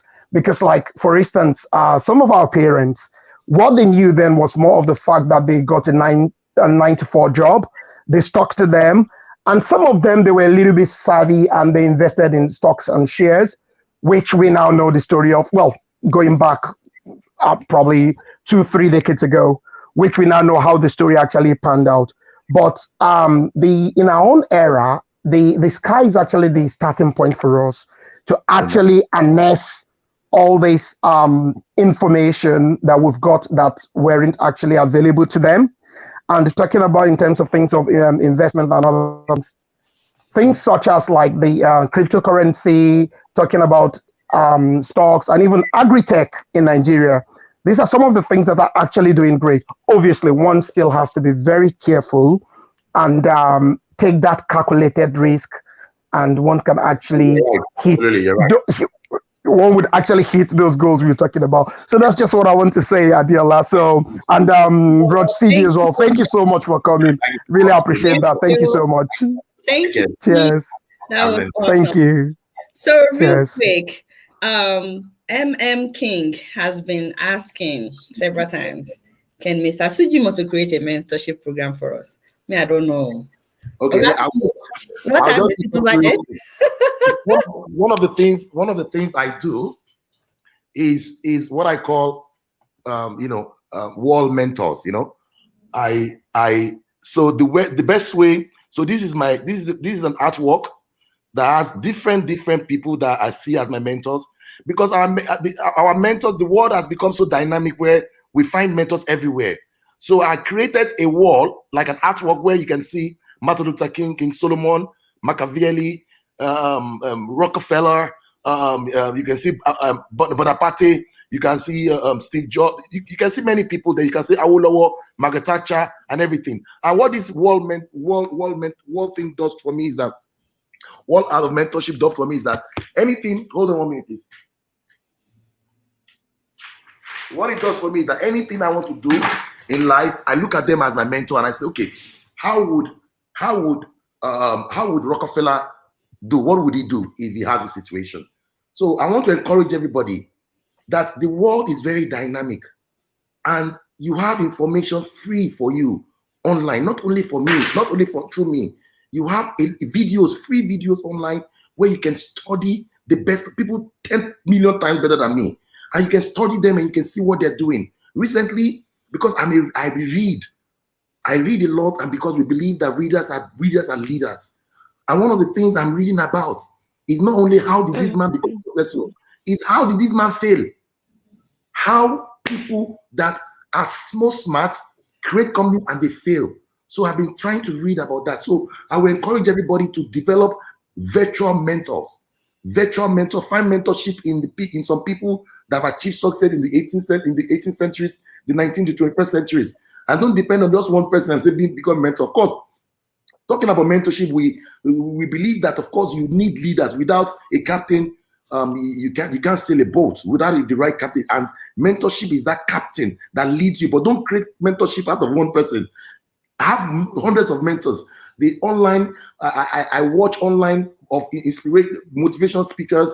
I watch Ali Baba. I watch Jack Ma. I watch Warren Buffett a lot. I watch Steve Jobs on marketing and the principle of success. I've been reading. I've been reading different books, and I've read How to Grow Rich. I've read How to Influence Friends and How to Influence People and Friends and Make Friends. Different books, and those for me, I find mentorship in those things. I can't promise that I'll create a mentorship program any time soon, because even me, so I'm looking for a mentor. But the mentorship I do is those. I write a lot of articles, so those are live experiences that I lash out, and you guys can follow me on all my social media networks, and you'll find mentorship in all those things. I'm so happy for the way you answered that question, sir, because I wanted to say the same thing, that a lot of times, a lot of people don't actually have time. Not that they don't want to create a mentorship program, but they actually don't have the time. But the one thing that so many of these people have done is they've written books. And you reading their book is the same thing as them sitting down with you. In front of you, exactly. You. Exactly. And so the question is, how many books on success do you have? Like, if I look at somebody's library, I can tell where they're heading in the direction of their lives. Absolutely. It doesn't matter where they are at the moment. There's so many books out there. Let me show you my own library. Sorry. You can please go ahead. Sorry for cutting you. Let me show you my, although it's very scattered. But you can see my home. Sorry, it's my birthday, so a lot of gifts around here. Happy birthday. It's very scattered. You know, but this is just a small library we have at home. Here, we have different books. Some of these books you can see they are very old. Al Walid Ben Talal, The Intelligent Investor by Benjamin Graham. Different books. I don't know if you can see. Can you see? Yeah. You have them there. Then you have some of them on my. This is one of my favorite books. It's called Shantaram. This is one of my big favorite books. It's called Shantaram, and I have The Vision by Sheikh Mohammed Al Maktoum. I have Sheikh Mohammed Al Maktoum. I have The War. I have War. Yeah, and they did so many books. So if you want to lead in life, there is no bigger mentorship than reading the books of great people and people that have inspired generations. Hello? Oh yeah, we can hear you. Okay. So there's nothing greater than that than reading all those type of books, and you find a lot of inspiration. Honestly, that's just the best thing, because whatever is important to you, you will make time for it. I have nothing against watching Big Brother Naija or whatever, but that is what is important to you at that time. I have a personal problem with people wasting their lives, wasting time. The time that time I will want watching something, I will invest that time. When I tell people I've never watched it, when I tell people I've never watched it, they don't believe it. But I mean, and they're making money and everything, and it's good. But there are so many books you can read. Rich Dad Poor Dad, everybody knows that. The 7 Habits of Highly Effective People. Think and Grow Rich. How the 4-Hour Work Week. Wow, have you read that book? Huh? 4-Hour Work Week, Ferris, right? The 4-Hour Work Week. Yes. Yeah, Timothy Ferris, yeah. Bad book. That book is a very bad book. My brother, you start waking up at 4 a.m., you get your life straight before anybody wakes up. The millionaire mindset, 12 months millionaire. When you start reading books like this, there's no way you won't start thinking outside the box. Absolutely. There's no way you will not be successful. Like, even if you're down at the moment that you're reading these books, this book will help to channel your mindset to the principles that we've been talking about. So there's nothing better than that. Or you can buy audio books from all these people. It's like those people becoming your mentors. And if you like movies, you don't want to read, there are inspirational movies out there. Absolutely. That will get you to start thinking about how to build wealth. That's what I want. There was watch inspirational movies about wealth, about business. Movies about wealth, yeah. There was one on Netflix not long ago. I don't know if it's still there. Madam C.J. Walker. Wait. Madam C.J. Walker, I've not watched. I'll watch it today. My brother, you need to watch that. Madam C.J. Walker. I'm watching it. Leave it, Madam C.J. Walker. Guys, I know my guys are online. Please help me look for it. Please help me look for how that woman went from nothing really to creating one of the top hair products in America that made her a multi-billionaire. Wow. And all the obstacles that she faced, including her husband running after a light-skinned woman and all that. Anyway, I'm just trying to say that there are so many movies. You can watch the movie about McDonald's. It's sad. McDonald's. That's one of my best movies. That's it's very sad. Yes, it's called The Founder. It's very sad because the guy literally took the business from the McDonald's brothers.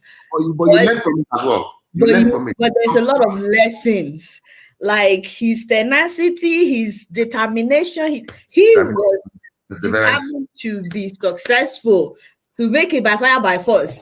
They just wanted to relax. You get what I'm saying? So there are so many movies out there. Me, I'm deliberate. When it's time to watch a movie, my brother, I'm looking for a movie that can add something to my life. Absolutely. And when it's time to, if I'm driving, I'm always playing something inspirational. That's just me. Really? And when it's time to read, I need something that would add something to my life.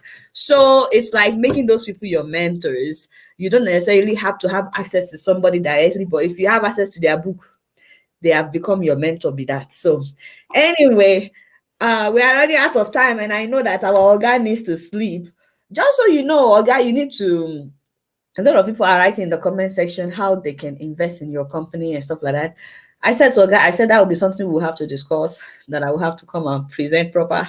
Why are you pointing at me now? Hey, you see this brother? Anyway, let me allow Daniel Bakare. Mr. Daniel, it's so good to see your face again. Thanks for joining us. Thank you very much, Adiola. I'm glad to be here. It's always a wonderful time with you. I'm bringing CG on board. It's a yeoman's job, I must say. Thank you for coming, CG. Thank you so much, Daniel. I've been to your office once or twice with a friend, a mutual friend, my former colleague. I don't want to mention names. He's based in Canada now. While I was at Corporate Bank in GT Bank in 2015, before I left the country in 2016. Wow. Yeah, I've been to your office, but so I mean, I've been a distant admirer. So you're doing amazingly well. Thank you so much. You are the classic example of the Nigerian success that we pride about in places like this. I left the country in 2015. 2016, I live in Germany, by the way. And I have a lot of engagement with African organizations with an intent to see how to impact the African community back at home with investment opportunities, not just aid, even though that was where I started from. I mean, development cooperation, that's what it's called. But generally, the West are a group of persons that would rather hand over aids to the African community than, financial support. So first, I would like to say that it's a good thing that you've come on board. There might be financial support. So there might be possibilities for bringing over German investors. I would want us to discuss that further. If you're interested, we can begin to make arrangements. And yeah, I would also be willing to come down to look at these discussions, since the long run is that we want to concentrate wealth in the African nations. So it will be an utmost delight to see how to get investors to come down to Sujimoto and see what we can do. And I'm talking about companies in Germany that would be delighted to have a part Thank you, Daniel. The kind of success that you. Thank you, Daniel. In terms of investors and everything, I think everybody should go through Adiola, because we've spoken about that, and I think that we will find a way. So you can my email is there. So you have an email. So anything you're sending me, just copy her and make sure that everything is done transparently, and we can take it from there. And of course, there are a lot of opportunity in Nigeria. And of course, if it's something I can't do, I'll tell you straight up. One of the biggest thing I hate about this country is that you go to some Egbon, they can't help you, but they'll be delaying you. They say, wait, call me tomorrow now. And don't worry, just wait now. Help me, let me go. So that I vowed I would never do that. I like to go straight to the point. So when you share these opportunities, we'll tell you straight up if it's within our business plan or our model. If it's not, I'll tell you. And if I can help you, I'll 100% do everything I can to help you. That's fine. I want to ask a question on behalf of diasporans. Okay. And I do hope that I speak the mind of a lot of diasporans on this platform. As you would see, there are a number of them. Number one, how does your having traveled impact what you're currently doing now? How much of drive does it give to you? How has it changed your perception about life? How does it set you're under it on fire to want to make a difference. That's number one. Then the second thing is how do you think that, because again, I know that there are many people, they've shared with me, diasporans who would want to do things back at home, but where to start from is a big deal for many of them, especially in a place like our dear country, where everything is jumbled. Like I used to tell people, you need some measure of madness to survive in that environment called, Nigeria. You just need to be up on your game. So where do you think that diasporans that will be fresh upon landing, how do you think that they can take advantage of the opportunities, just blankly, because many people are lost and they want to do something? Thank you so much. Thank you so much. Sorry, I can't see his name again. I think the thing is working. Yeah, Daniel. Mr. Daniel, thank you so much for what you've done. Your first questions talks about how my international exposure has affected my positively on what we do. Most Nigerians travel a lot, but what I refuse to understand is that, especially our politicians, how do you travel so much and you have so much experiences and you come back and you're not able to impact your own nation? So knowledge is free. I disrespect a man that says that, oh, it's difficult, it's not possible, blah blah blah blah.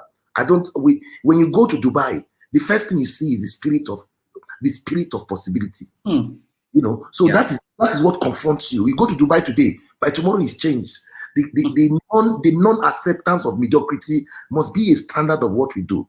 So for the fact that I've traveled so much, like for example, by the grace of God, we are the best #1 luxury real estate developer in Nigeria. We didn't do that. I didn't go to school for it. I didn't study architecture. I'm not an engineer. But when I have a vision, that vision is not because I slept and I dreamt of it. It's about reading, traveling, and experiencing. I've slept in the Dorchester Hotel, the Lanesborough, the Address, the Baccarat, everywhere. I've slept everywhere. So why would I sleep this day? I'm enjoying it and come back to my country and come and be doing mediocrity? Of course,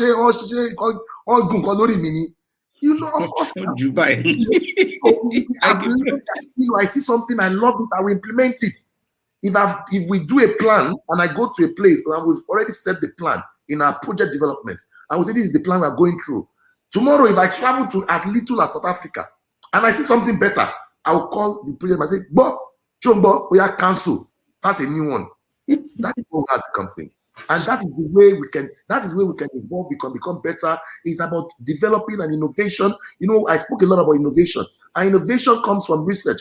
Some people just buy land and build box houses because all the houses in Lagos look alike. Box. We as a company, we don't do that. We do what I call product development. We research. We study people, great people that have achieved great things in life. We understand where the market is going, and we implement the things that we've learned from our traveling, from our experiences. For example, internal structure, internal corporate structure is a minimum practice that you do when you're abroad. Of course, they do it here too. Here, customer service. And if you go to McDonald's, Chick-fil-A in America, the customer service in Chick-fil-A is better than some international institutions in our country. How can Chick-fil-A customer service be better than, how can McDonald's customer service be better than some institution in our nation? That is where we as a company, we don't accept that. That check of mediocrity, we would not pay for it. So that is the principle we have as a nation. And that for me personally, so in the international exposure, it has helped me so much. It has helped me so much because these people, they know how to do this. These people, they know how to do this thing very well. So what I do is I do everything. I just go and learn. I go and look at how did you do it? Come and teach us. You come and teach us. We bring experts into our company, not because we don't believe in our people that are doing it, but we believe that what they've learned in their own countries, they can bring it to us and we can learn from it. One expert has 10 or 20 Nigerians behind him, so that wealth, that knowledge, you can transfer it before you go back home. So the impact has been very helpful, to be honest. And Adiola, I don't know, you are very close to politicians. I don't know how these your brothers, I don't know how they travel. You travel, you've gone to somewhere, you've seen how they've done something nicely, and you come back and be giving mediocrity. You know that Okay, I don't want to talk too much. Anyway, so that's our. Then the next thing you spoke about is about opportunities for diasporans to this. I think we all know that the diaspora story where Emeka is in Germany and he sends money to his brother Chigoze in Anambra State, and Chigoze is sending him inspirational pictures, and they build boys quarters for him. I think the world has become open now, and opportunities are everywhere. From our company, we have opportunities for investment that can drive between 50, 100, 200% return on investment, secured one. As I said, integrity is our collateral. You have other opportunities, other businesses. We have a lot. If me, Sijibomi Ogundele, if I say I'm not doing real estate today, I have 10 businesses I'll put my hand on, and by the grace of the Almighty, I'll become successful. The things that people see as a calamity and complaints in Nigeria is where I see opportunities. Everywhere you have calamities, you have problems, it is because that is where you find opportunity. You might not find opportunity in Germany, in America, and all these places, but in Africa, too much opportunities. There is only one man that has become the richest man in the whole of Africa consistently for the past, I think, 12 years or 8 years. I don't know better. But that man, 99% of his money is from Nigeria here, one country. So does he have 10 heads? He doesn't have 10 heads. So, there's opportunity. And you have a lot of Lebanese people, a lot of Indians that have made money from here, from Nigeria. So what about us? So you just have to open your eye. You have to understand what market you want to do on. And you have to understand what are you ready to sacrifice. Because success is very expensive. The cost of success in Nigeria is very expensive. What are you ready to sacrifice? What are you ready to give? Are you ready to give your all? And I'm not talking about money. I remember one time a man refused to send me land because he said, "Who is my father?" I said, "What has that got to do with my money?" He said, "No, he has to know." At the end of the day, I realized that the man that is asking for my father, the land he's talking about actually belongs to another bank that is owing the bank. I want to now use Ururu to confirm me and these things like that, So a lot of opportunities around us here. Sorry, let me call someone to bring my charger. Sorry, 1 minute, you guys. Felix, please bring my charger quickly. This about to go off. It's about to go off. Yeah. Thank you so much. I beg bring his charger out because I don't know how people have disabled the link so that nobody else will join, but I don't know how people are still joining. But real quick, someone was asking me to put up more movies, and I'm just gonna say real quick, The Pursuit of Happiness. I'm sure many people have seen that. Wolf of Wall Street. What's the name of this movie by Eddie Murphy? Dolomite Is My Name. It's very PG-13. I will surely talk about business movies. So business movies. It is about being successful. It is about business. He literally went from nothing and decided that by fire, by force, whether they want to or not, he's like, I will be known. I have this talent. What movie? Dolomite Is My Name. Oh, Dolomite. I've heard about that movie, yes. He's like, Dolemite.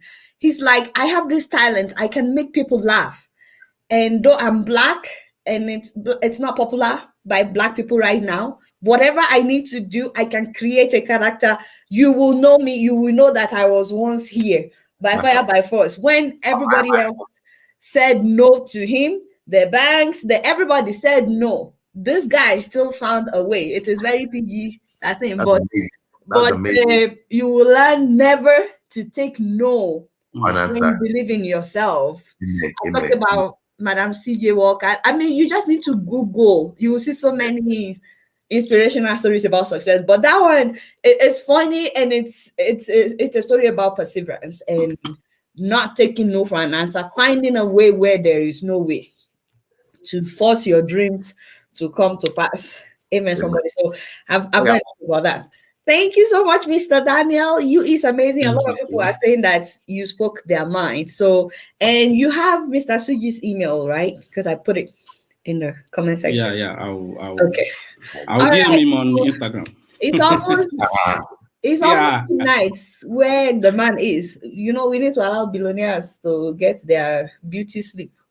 So We need to Okay, wrap this thank up. you. Thank you too. So we need to wrap this up. So please, everybody else that is coming on, please let's make it short, like short and sweet, like Soki Lobelge, say you understand. Please, no vex. So I'll take the next person. That is Mr. Abel Bankole. And oh my goodness, my mother here has been waiting to talk to you with her baby. Ah, Father, what women go through. So yes, let's take Mr. Abel Bankole real quick. Yes, Madam CJ Walker is awesome. That's Justin Smooth. Thank you so much, Justin. So, Mr. Abel, where are you calling from?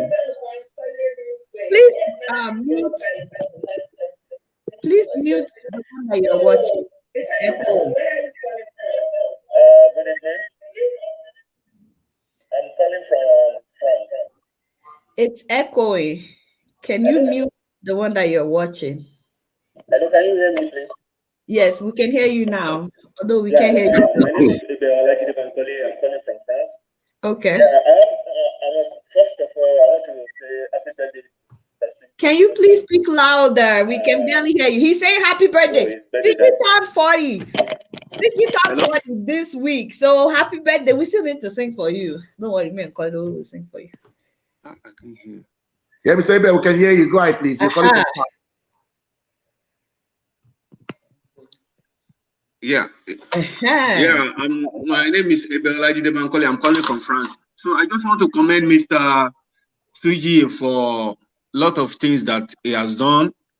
Before, honestly, I believed that Mr. Suji has somebody in a high place in the politics that is behind him with all this marvelous work that he's doing in Nigeria. I can't believe he started from, in 2016. I don't really believe, but with his explanation, I can see that with hard working and with the grace of God, you can achieve something better in Nigeria, and you can make your goals. And I want to appreciate Madam Adiola also for this new segment of program that is people are gaining from it. I especially I'm gaining from this platform. And don't forget to ask your question, my brother. Someone asked that if Mr. Suji can give us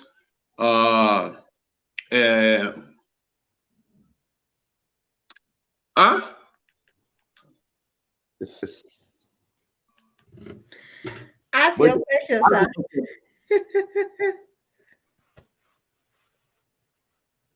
Yeah, I want to say the person that asked question about mentorship lesson, if the person can continue to be watching this Adiola program, yes, in fact, you will meet a lot of mentors Absolutely. On this program, because it's giving us a good quality, a good people that can make you achieve anything you want to be. Okay, so my question has been asked by Mr. Daniel, and a lot of the things that I want to ask, because we are here in diaspora, we are here in France, and we have the story of when you want to do something, you have to send one of your family to go and do this for you, but later it becomes story. But I want to ask Mr. Suji if he has any scheme in his company for the people in diaspora that they can do on mortgage, because we have mortgage here. We can also have mortgage in Nigeria also. So that's what I wanted to ask. But Mr. Daniel has asked something like that. Beautiful. And that's just what I want to ask. Thank you. No problem. No problem. We have something we just created called Sujimoto investment.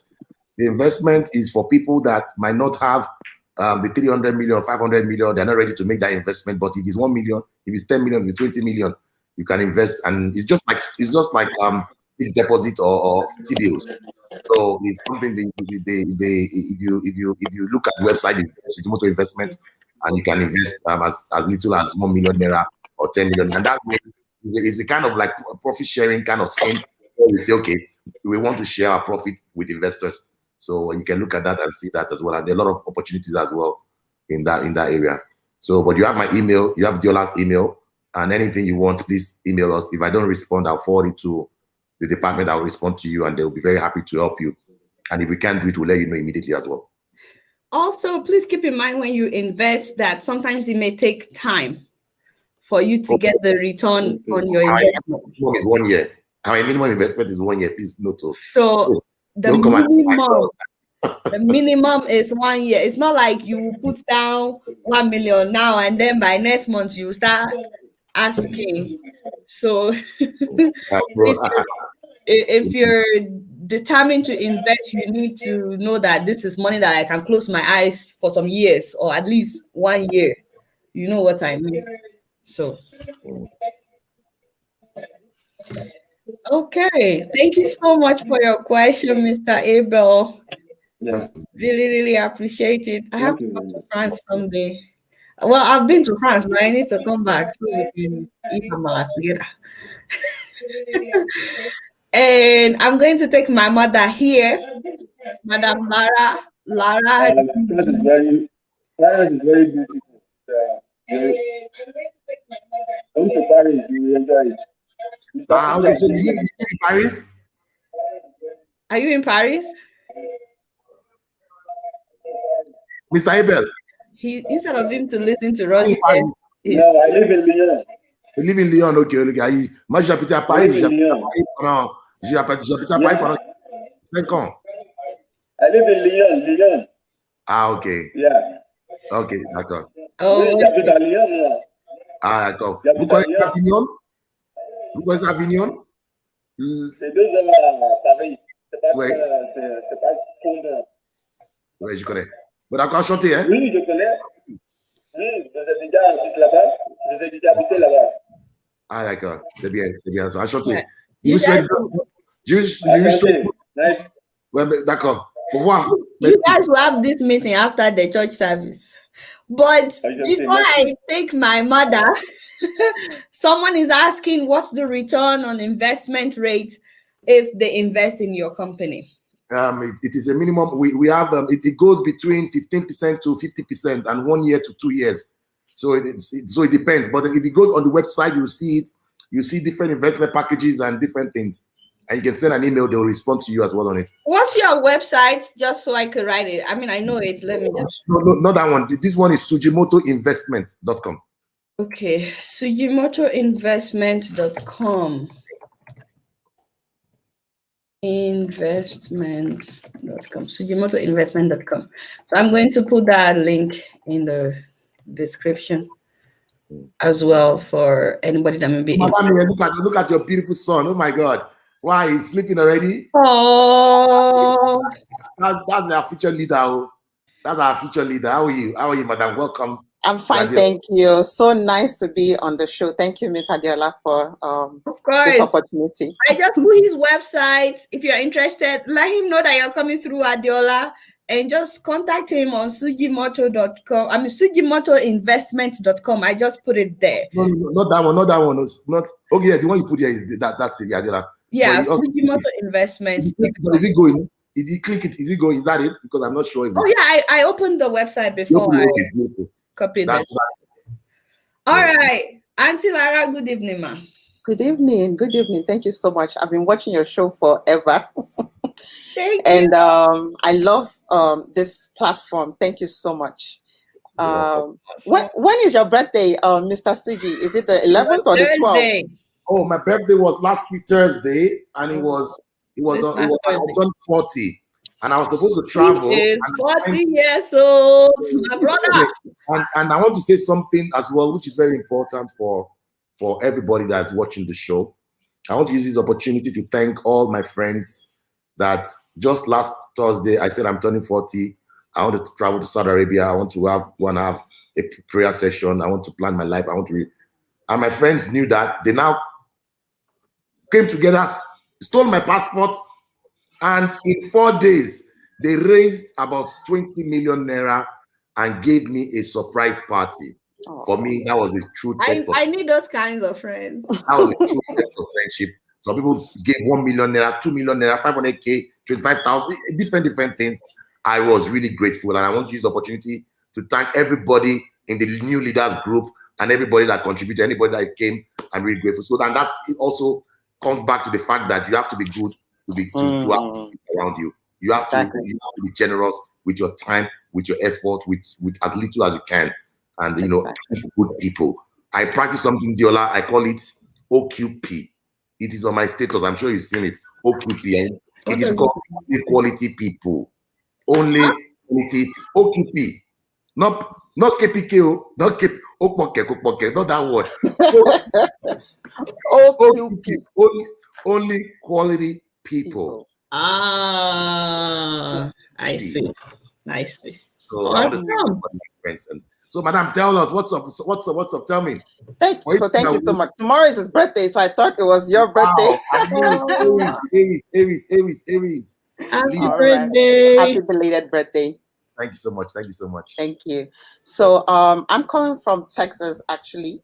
Okay. I'm a mom. I'm a healthcare professional. Okay. I'm a YouTuber as well. Lara Digi's Limprim. And what's your YouTube name so people can subscribe? Oh, that's the name I put up. Lara Digi's Limprim.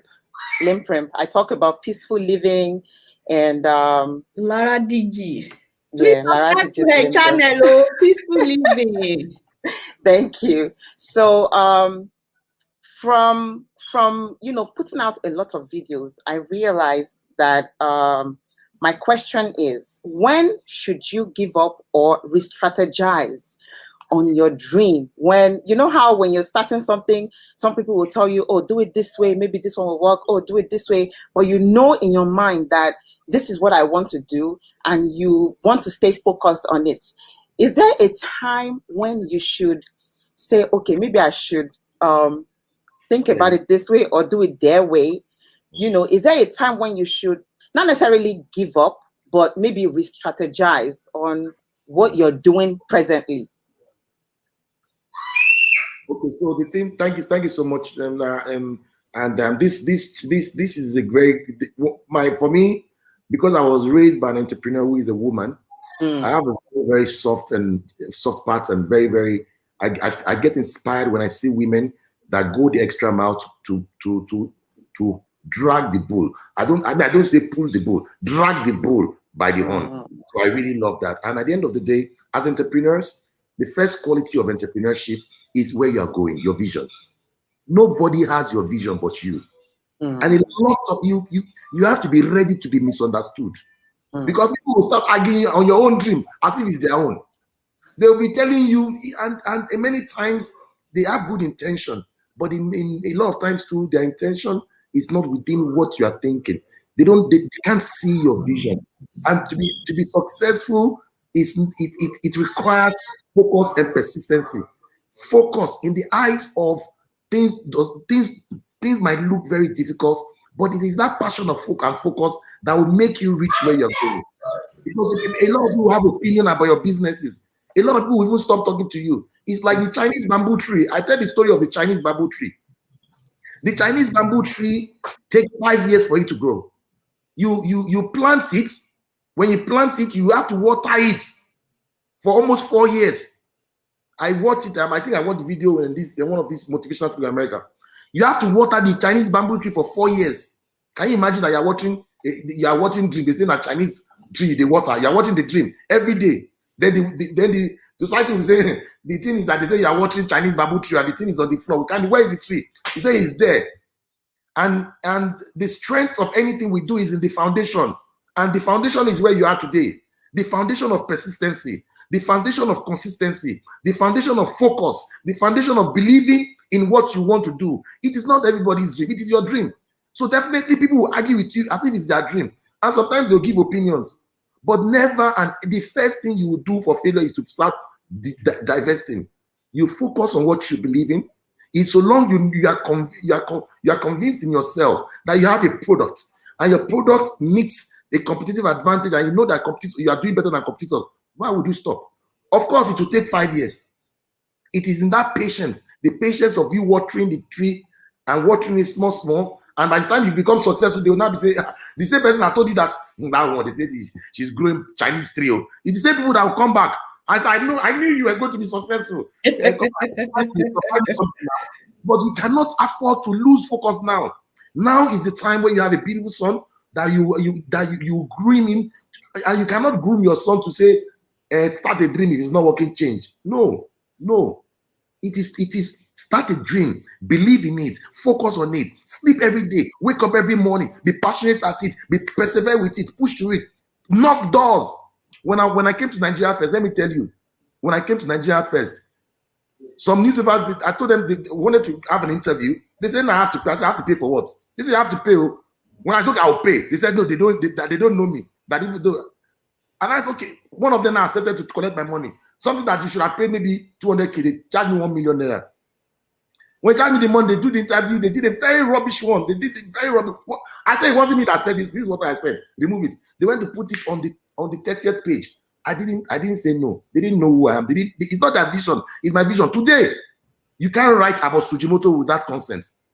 Today, they write about all over the place. So what looked like a failure today has matured because we have been persistent. We have pushed through. We have taken loans. We have beat ourselves. We have committed ourselves. And, it is... So that passion, please don't let anybody drive you from your dream as if it's there. So continue what you're doing. There are YouTubers that have 10 million viewers. There is nothing stopping you from doing it. You have to be intentional. You have to look at your commitment by holding your son and coming for this show is enough commitment. You don't need anything but that. Just continue, face your front. Anybody that is putting their eye, tell them to face their front and do your thing, okay? God bless you, madam.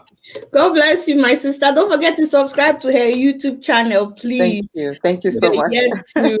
And I've subscribed. And I just wanted to say real quick that sometimes if you try something and it's not working out, it's okay to do something else in the meantime that could get you to come back to your original. Linda Ikeji said someday that her goal is to blog, but it's just one of the goals. She wanted to have big house. She wanted to have this. She wanted to have that. And one of the means to achieve those things was blogging. So today she has all those things, but she tried a number of things. It was blogging that worked. So I'm not saying that you shouldn't do YouTube videos. Definitely, that's what I do. But I'm saying that I don't know what your question is based on. I don't know whether it's based on YouTube. So I'm just saying that sometimes it's okay to try other things and until you can come back to what you're doing. Real quick, somebody named Tabe Emeline Oka says, hope we will not be duped because I want to invest with 1 million. I live in South America, precisely Bolivia. So my Oga, when people say they want to invest with you, they are afraid of getting duped. They've been duped by people. I like to bring questions like that because I want people hearing from the horse's mouth. You know what I mean?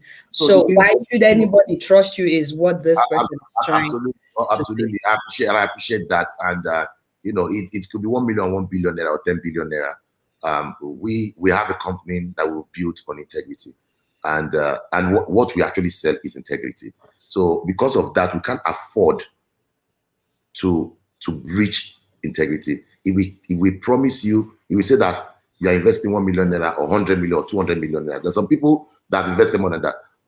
And we as a company promise to give you 15% or 20%. When the time comes, our responsibility is to pay your check. And what we sell is, oh, Sujimoto, I invested and I got my money back. I invested and I got my house. I bought a house and I got it. What we are not selling, I've invested in Sujimoto, I can't find them again. And by the grace of God, we'll build a company that is worth hundreds of billions, and we wouldn't negotiate that for that, So that's just. When will you go public so that people can just buy shares and? They're very selfish. People to go public. They're very selfish. We're not going public yet. Yeah. I think once you go public, that will give people confidence more confidence. I mean, at the end of the day as well, because we sell off plan, so a lot of people, what we've been selling for the past 6 years in Nigeria is off plan. And what is off plan? Off plan is I bring a paper for you. I show you a paper, say, you see this land, I'll put this house to be like this, to be like this. Give me 30%. And they give it to us. And at the end of the day, we build it. By the grace of God today, You would never find anywhere in the whole world that Sujimoto promised me A and deliver minus A. No. It has never happened to us as a company where somebody bought our house, they live inside, and because we did not meet the expectation for luxury, they want to sell it. It has never happened to us before. It has never happened to us before where we built a house and they say, oh, you know the way you buy a house and you don't like the doors, you change the doors, you don't like the kitchen, you remove the kitchen. It has never happened to us before. Because ab initio, from beginning, we make sure that value creation becomes the centerpiece of who we are as a company. So, like I said the other time, if you decide to invest, you need to be able to exercise patience. Because, like he said, the minimum turnaround period is at least 1 year. Yeah, you have to keep that in mind if you're trying to invest. Nospedu is asking, do Adela followers get special discount at Sujimoto Investment? I'll let him answer, but this is like you putting money in to take money out. If you are trying to buy a house, yes, that's an apartment, or I don't think you sell land. I think you just do. No, we don't sell land, we sell apartments. We have project. If I just talk about we have a project now in Banana Island called Lucrezia. It is the tallest residential building in Banana Island. We have another project. It is 25-story building. It is still in Banana Island. We have another project called Giovanni. It is on Queens Drive. We are going to start that, but that one maybe in a few months' time. We have a project in Abuja. One of them is called Jumeirah, and the other one is called Queen Amina. Jumeirah is about 6-story building and about 60 apartments. The Queen Amina is a 26-story building. We are starting all these projects this year. And for the people that want to invest in Dubai, Sujimoto, don't be surprised that when we announce our Dubai project, we are building between a 40 to 55-story building in Dubai, in downtown Dubai. It is we will be the first African to build a tower in the whole of Dubai. We will be the first. So we are speaking to Four Seasons to operate the hotels. We will operate the residences, and we have ultra high-end retail stores downstairs too. So put us in our prayers as well. We have all these projects available, and any of them, of course, there are investment opportunities there. So yeah, if you want to invest money, just go directly to his website. You don't need to go through me or anything. Just go directly to his website. You put in your money. In a year or more than a year's time, you get between 15 to 50% return on your money. But if you're trying to buy apartment or something, then you can ask about getting discount or something. I can talk to him about that. And please CC Diola in all our conversations. Anybody that sends an email to me or to the website, please CC Diola. It's also good for you to track for tracking and say, okay, Diola, so just add the connections now there is track as well. And like I always say on my show, please do your due diligence research on CG, because I don't want anybody to feel like they have to invest just because I brought him on the show. Absolutely. Investigate, read about him, ask around, do your due diligence, like do proper check before you invest, because I don't want any liability, like anybody saying, he has vouched for himself, as you could hear, but at the same time, you can also do your research, because Absolutely. It's your money. It's your money. So Amalolu Dada says that are people's investment insured by an insurance company, and which insurance company? No, investment, Sujimoto Investment. I think they should just direct all those questions to the email. They'll answer them. But just to answer this one, the money is not insured by any insurance company. Our projects are insured by insurance companies and different insurance companies. Of course, it's a requirement. It's what we do. Our basic requirement that if we are doing a project, we must insure it so that investors will lose their money if there's anything, any chaos or something. So that is that. So sorry, real quick. Olaitan says, how long does it take to withdraw from investment if you want to? The minimum is 1 year, like we said. I know he says that you can copy me, but to be honest with you, if you're trying to invest your money, you can go directly to his website. We put it. Should remind us, I got this through Adiola's show. So in that email, let's know that as well, please. Yeah, they just want to be able to track how many people came through me, but really, you're going directly to her. Blue Motion says that just go to his website so that when money fails, you will know that Adiola. Money will not fail by God's grace, but He's already said it. He just wants to be able to know who came through my platform. But really, you can just go directly to his website to invest your money. All right, let's go back real quick to the people that we have. Oh my goodness, we still have some people that are yet to sleep. My mother, Auntie Lara, thank you so much for your time. And please, guys, don't forget to subscribe to our YouTube channel. It's Lara DG, just the name she has written. Real quick, we're going to the UK. We're going to add, Auntie Lara, good night. Mr. Joe here. I'm so sorry. Please say your name correctly. My name is Mr. Joe Okbeahio from UK. That's exactly what I said. Adiola, very nice to speak with you for the first time. You too. Yeah, my favorite. We always watch you here. Oh, thank you. Thank you so Suji, much. I'm so grateful to see you, because when I saw your project, in fact, I never knew it was in Nigeria that built those beautiful houses. Honestly. Yeah, thank you so much for the quality. I'm really very, very impressed, honestly. You know, even when Davido bought one of your house, because my second son is a Davido fan, so he showed the video. It showed me, say, Dad, look, because that's what I do here in UK, and looking forward to set up something like that in Nigeria from before the end of the year. If not COVID, I would have started before now. So when my son showed me the video, in fact, I was impressed, especially the finishing, the I mean, what you call it, sanitary, the kitchen, the wardrobe, the decoration. Excellent. I give you 100%. Thank you. So I just have a very few questions. I want to know, do you have like a property investor, like a property investment group, in Nigeria, a network meeting for all the developers in Nigeria? Is there anything like that?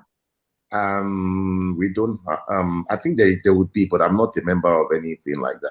But there's a, not for investment, but property developers. There's one called Redan. It is actually owned by Lagos State. And it is run by the SA to the governor, Miss Toke Benson, something like that, I think, and she's doing a great job at that. But it's not for investment, but I think it's for developers.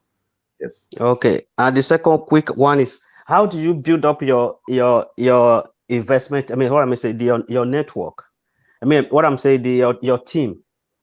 Like my team. Now, yeah, like all those people you use in all your staff. Our workforce. Yeah. I mean, in the beginning we started with just one person. Today we have almost 300 staffs from both local and international people, and it's just a continuous search for the best talents. Strength of our company is because we have incredible talent people that are very serious, they're very committed, they believe in the business, they believe in what we do, and they're very, very dedicated to it. But it's just recommendations, emails, continuous interview. So one of my biggest things I do as a CEO of the company is to harvest talents, look for talents everywhere. We get different people from different parts of the world, from India, we actually have a Singaporean now. We have people from different parts of the world, both locally and different parts of Nigeria. A lot of young women, very drivers. One of our best engineers, Engineer Dayo. She's a young girl. You see her, she looks very janjala like this, but that's the growing Sujimoto. So yeah, it's a continuous process of acquiring great talents. Thank you so much. And again, finally, sorry, like the supervision of the finishing part of a project, that is the most important thing. Are you the one that supervise that yourself, or you have a team that supervise, because the finishing is too much? We have a finishing department. We have a finishing department headed by a guy from Belgium. Jalil is Algerian, and we have numerous. This finishing is one of our biggest passion. I go to site, supervise some myself. I give them directions, give them vision and everything. But then, we have a team, of course. We have a lot of people doing supervisions and making sure that we cross all T's and dot all I's and making sure that we deliver what we've promised to our clients, which is what I've been up to since.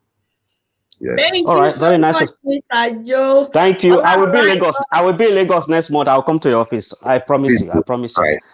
All right. Thank you. Thank you very much. Bye bye. Wants to connect with you, Mr. Joe. Maybe you guys can talk in the comment section. He said he's in the UK as well. But I'm going to take meeting real quick. And just real quick, I'm going to read this comment by Uzoma Imo. Adela, some of us are investing because you are featuring them on your program. So do the research for us. We will hold you if anything goes. My brother or my sister. I've already said it. I'm featuring these people because they are living the life that I'm talking about. They are walking the talk. They are not just praying to make it. They are putting action. They are following some principles, and it's working for them. And I wanted you to be able to ask them questions directly. If you notice, this interview has not been about his investment company. It's been about his story as a person, going from, is it Agege, to becoming who he is today. And hopefully his story has inspired you. I haven't at any point in time said you have to invest with him. Definitely, if you love what he's doing, if you do your research about him, by all means, you should invest, because no bank will give you 15 to 50% return on your money if you leave your money in the bank for 1 year or more. In fact, some banks will even charge you for putting your money in the bank, or whenever you make a transfer, some banks will even charge you for that. And I'm just bringing all these opportunities so that people are aware that there are ways of making money. So this idea that you hold me responsible if something happens, this is a disclaimer up front. This is a disclaimer up front. Please, I don't want to be liable for anything. Like I said, everybody that I advertise for on my show, I always say, please do your own due diligence and find out everything you can about a company before you invest with them or you buy their products. So that is all I'll say about that. Mr. Asiji, please don't think that I don't want people to invest in your company. No. You know that I want to make something very clear. You know, this interview, when you asked me to come and do it, is because I really love your show, and I love what you do, and it is not an investment. It's not an investment pitch. You know, we have grown the company to a certain level where, by the grace of God, I remember when we're still growing the company, I approached more than numerous bank MDs. I know all of them one by one. And I put, at the time in 2006, I put 11 MDs. All of them said no. All said no. Today, they are chasing us with investment opportunities and looking at how they can come on our projects on different scale. And you know, as Diola said, we are a company that will build ourselves based on our reputation and the quality of our work to where we are. And you know, it boils back to the fact that where are we going? If we were going to one corner place and we just know our ambition is too great. My ambition is, this company ambition is greater than me. So then the company internal structure is greater than I am for us to start doing all these things like that. So, and I said it as well, is a poverty mentality. You know, when people are poor in their mind, then their capacity to see ahead of them is very short. They can't see, because they overestimate what they see around them and underestimate their future. We at Sujimoto, we don't do that. We negotiate. We give today so that we sacrifice today for tomorrow. You know, so please, everybody will have to know that the coincidence of discussion about investment it came on board. But this is about my story and what I've done, the sacrifices I've made, and people telling you that it's impossible to achieve success because you come from poverty is a lie. That is what it's about. Okay, so God bless everybody else. Thank you so much. Yeah. All right, Mimi, welcome to the show. Where are you calling from? Hello, I'm calling from the UK, and I just want to say thank you for educating Nigerians. You're doing a great job, and I'm really impressed because it's rare to find that. And Mr. Sijibomi, it's a pleasure meeting you. Your story really inspired me because I do hear lots of stories, but there are missing gaps in the story. But yours, when I heard it, I was like, yes, this is the real deal. This is really rags to riches. I just want to say you really inspired me today. My husband has something to say quickly. First of foremost, let me say well done to Adiola. Thank you.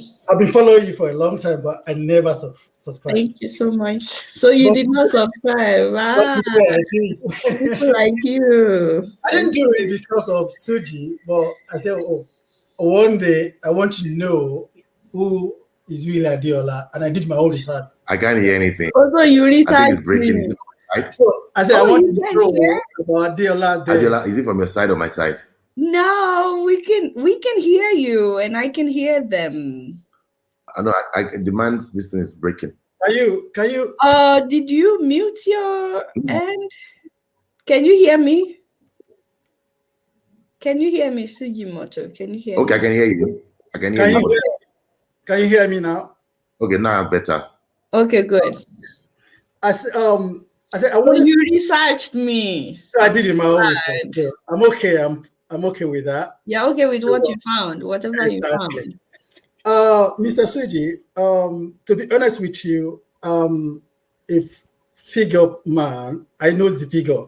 Yes, I understand the figures when I see someone talk about figures, because that's my profession. So when I listen to your story, I know it had up. Truly, because if you find someone, how do you become rich? How do you have something? So some will say, "Oh, it's God's doing." Some will tell you, "Oh, I borrowed nothing from anybody. I started from crash and I made it on my own." I was wondering, how can you do a multi-billion dollars? You're telling me from the scratch, nothing. But when you listen to your own, from where you're age 16, in France journey, then you borrow money, now you pay back. I know, okay, you are saying the real thing. And that's the only comment I want to tell you. Say, you're real. Thank you so much. Thank you. I'm not marketing you, but I'm just telling you what. Thank you so much. We're keeping it real. Just to let you know, Mr. Sijibomi, I'll be sending you an email shortly as well.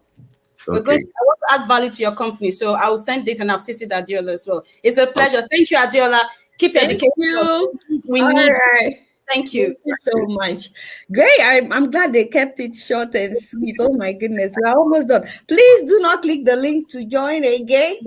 How long do we have now? How long do we have more? Yeah. So we have a G Koro Day, and then we have Sheon, and after Sheon, the last person is Peju Adeopa. Please don't join after Peju if you haven't joined yet, because we need to let the man sleep. So, Mr. Eji Koro Day, I hope I'm saying it right. Yes, please, you did. where are you calling from? Thank you so much, Adiola. I'm coming from Edmonton in Alberta in Canada.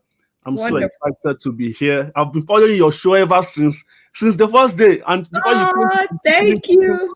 From keeping it to you to Adiola show, I'm like, okay. But thank you so much. I have a lot of questions, and other people have asked the same question. I just have one question for you out of my curiosity.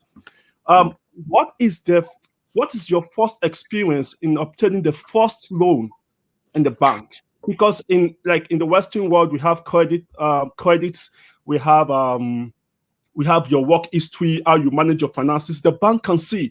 But in Nigeria, what was your first experience when you're trying to get your loan, like your first loan? And if you were rejected, what did you do to make up? Because I'm really curious about that. And that is my YouTube channel. Beautiful. Okay, so you should subscribe. Sorry, real quick, that you subscribe to your channel. What's your channel? Abroad Life? Yes. Okay, his channel is written right there, Abroad Life. Let me go and subscribe. Please subscribe. Oh, go ahead, man. Thank you. Thanks, Korede. Korede, it's nice talking to you and connecting from Canada. One of the biggest problems in Nigeria is Nigeria has extreme talent and people with great ideas, but the biggest problem is access to capital. Capital available and affordable and accessible capital is the biggest challenge for Nigerian entrepreneurs, and that was the challenges. One of the challenges I faced. Okay, who is on your board? What's your last name? What did you say you want to do again? Okay, where is what collateral do you have? Do you have a collateral? Okay, can you back it to another collateral? Okay, you have that. You have your business. You've seen your business plan. Can you also bring another business plan as a second business to shock the other business so that when this one can't pay back, the other one will pay back? It is ridiculous and it is among us. And is it affordable? It's not affordable. So I will tell you that I went. I remember sometimes ago that we were building Giuliano and we were stuck. We needed money. All the banks, not one of them, they said their financial appetite for real estate their investment appetite for real estate is less than 5%. And for residential, they're not even interested. They want commercial or hospitality. Wow. And we, Sujimoto, for example, we don't know you and you've worked with us. It doesn't matter. That's the work you have done outside. What have you done here? No, it's not. But it is the worst nightmare for any entrepreneur in Nigeria. It's something that can make you carry your bag and leave this country and go to where you're coming from. But if you persevere, you push hard, and you believe in what you're doing, and you start small, you achieve it. And that was what we did. I remember my first loan I got from a company. It's like a loan shark kind of people. They borrowed us 300 million, and we had paid them back 700 million. It is public information. Anybody can do that. We paid them back 125% in 12 months. We paid on time because we didn't have any other choice. Society was waiting. Critics were there to slaughter us. He can't do it. He's just talking. He's hype. He did it.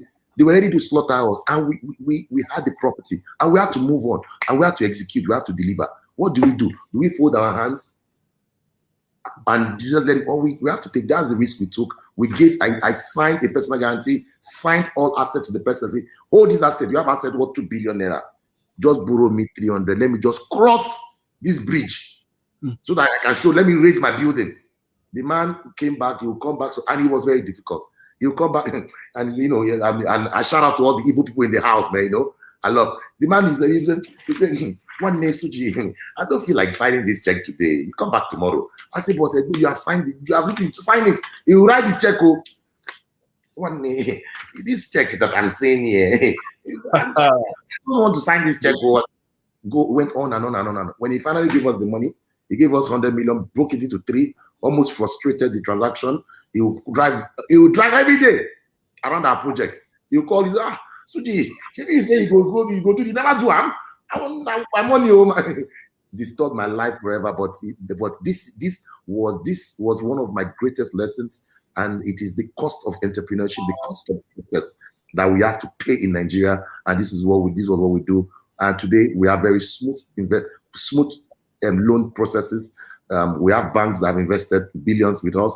And and we are going smooth. We are meeting our payment. And our dream just keeps getting bigger. Our dreams just keep getting bigger. So so any entrepreneur listening today, you don't get frustrated because of lack of capital. Don't leave what you're doing. Don't leave your dream because of lack of capital. Just keep pushing on. One day the thing will crack, and you will have access to it. Yes. Thank you so much. By the way, your YouTube channel is not abroad life, it's this abroad life. It's 3 different words. So I put it in the comment section so that people can subscribe. I've subscribed as well. Thank you so much. Also, yeah, real quick, I'm just going to read this comment just because it is what it is. Francis Ozazua, make it from other tribes to ask questions. So Francis, what you may not know is I don't determine who gets to ask questions. Whoever clicks the link, the studio allows them in by itself, and they get to ask their questions. So I'm not sure why you think this has anything to do with tribe, and people of different tribes have asked questions, but I just thought I would address that just because it is what it is. So thank you so much, my brother, for your question. Real quick, I'm going to take the next person. Somebody else came after Peju, and I don't think we will take the person. I'm really sorry. We already said Peju will be the last person. So we'll take the next person that clicked is Sheung. Has nothing to do with me. I did not select anybody. All these Yoruba boys, you are just clicking every time. Eh? Why are the Yoruba boys now? Why the Yoruba women? You know, the last time it was mainly very aggressive bunch of people. The last time it was mostly my Igbo people, and nobody complained. It is cost of awesome. I have nothing to do with this. Please, I need some. So, Sheung, real quick, please ask your question. Tell us. Yeah, good evening. Hi. Yeah, thank you so much for having me. And Mr. Suji, I really like what you're doing as well. I'm currently sitting in a bank on a Sunday night. So wow. You like money. Yeah, nice. Yeah, I work as a fire engineer for Deutsche Bank here in London. So my question is, what are the safety precautions you had to your modern method of construction at the moment? Sorry, I didn't get that. Okay, your modern method of construction at the moment. Okay. Yeah. Safety precautions, right? What fire safety precautions do you have to? Fire safety. Yeah, fire safety. Because obviously, I'm asking that. Yeah, fire safety.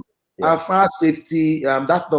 I'm not very versatile on that, but what we just did recently is that we built a project. The American embassy wanted to hire. They loved it. It was so beautiful, and they wanted to rent everything from us for 5 years. But they didn't do it. You know why? Because we didn't put the right fire safety system. Because a lot of houses in Nigeria, they don't have that fire safety thing. So what we did now with our project and next project is that we've brought some teams, we've hired some people from different parts of the world, and they're designing one of the best fire safety systems where we have everything in terms of fire safety. But I'm not very technical in that. But what I can tell you is that our fire safety system, especially in Lucrezia, the one we're building now, which will meet international standard. Okay. But do you at least have like fire sprinkler? No, like a complete fire safety system, fire sprinklers, fire alarms, the whole system. For example, I'll give an example. Our fire safety system is almost 1 million euros. The one we are building right now. The budget is almost €1 million. Okay. So that is very, very expensive. Yes. Okay. Yeah. So how's the Nigerian fire safety laws been a measure to follow?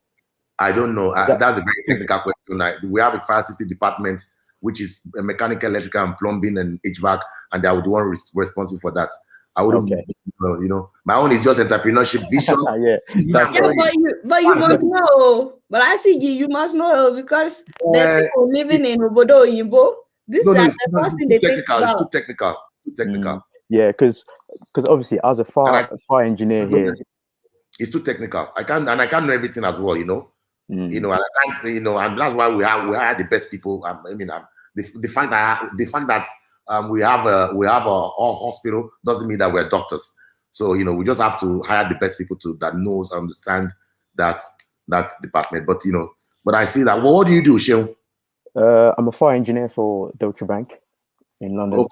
Okay. Fire engineer. Fire engineer, yeah. So fire engineer. Nice.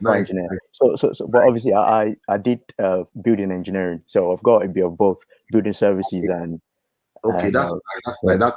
I mean, if you want, you can send me an email and. I've sent you an email already. I can connect you with the head of our fire safety department. You can ask me a question, and anything you see that is not doing well, please call my attention to it. And you can advise us, and in fact, if it's good as well, we can bring you on board as a soft consultant, and for the building, and you can bring your experience of what you're doing there. That was going to be my next question. That how can I work for you in terms of installing and then planning maintenance around it? Because I've actually been planning how I can move back to Nigeria and start a small business. Your email, I'm sure it's in your email. Just remember to say, you got us from. I have already. I've sent it. They'll look at that. Don't worry about that. And work samples, my brother. Yeah. Thanks so much for this, for giving me the opportunity to ask the question. Hopefully speak to you soon. All right, Sheon. Have a good night. Thank you. My brother is starting to stretch. He's getting ready to sleep. My sister, you're the last person for us to take tonight. Someone else got in after you, but I'm sorry, my father. Unless CG says that we can take him, Mr. Take him. Okay, let's take Madame Peju real quick, and then we'll take the last person. No problem, Peju. Madame Peju, you are live, please. Okay. I'm just really excited. Thank you so much for having me, and Mr. CG, thank you so much for speaking to us. Your story really has been inspirational. But I have to first say, Adiola, I love you, and I've been following you. I love you too. Now. Oh my God, Auntie Peju, we finally met. Yes, I know you've seen my emails, but one thing I need to tell you first is that listening to you has sincerely inspired me to be a story that is worth talking about. So I am on my own journey, but I'm really, really working hard that one day you'll be able to talk to me and I'll be able to talk to you. So that's, by the way, thank you for what you do. Keep doing it. And thank you for exposing us to quality people, because you have no idea how much you've impacted my surroundings and my life. Thank you. Thank you. So, Mr. CG, back to you. You sharing your library was very nice, and I know I'm definitely on the right track because some of those books I've read. So I know that I just need to keep on. Can you make it? But one thing I also wanted. She's saying that she loves your not library you. and she has some of the books that you have in your library. Maybe you need to speak louder so he could hear you. Is it from Can you hear me now? Yeah, I can hear you. Okay. Can you hear me, Mr. CG? Yeah, I can hear you. Mr. CG, can you hear me? Okay. I can hear you now, yes. Yeah, my kids are napping, so I can't be too loud either. Sorry. So anyway, that's by the way. Okay. So my question for you is that I know you're an investment company, but do you build like hospitals, anything like schools, or it's just apartment and residential buildings? Do you build commercial buildings?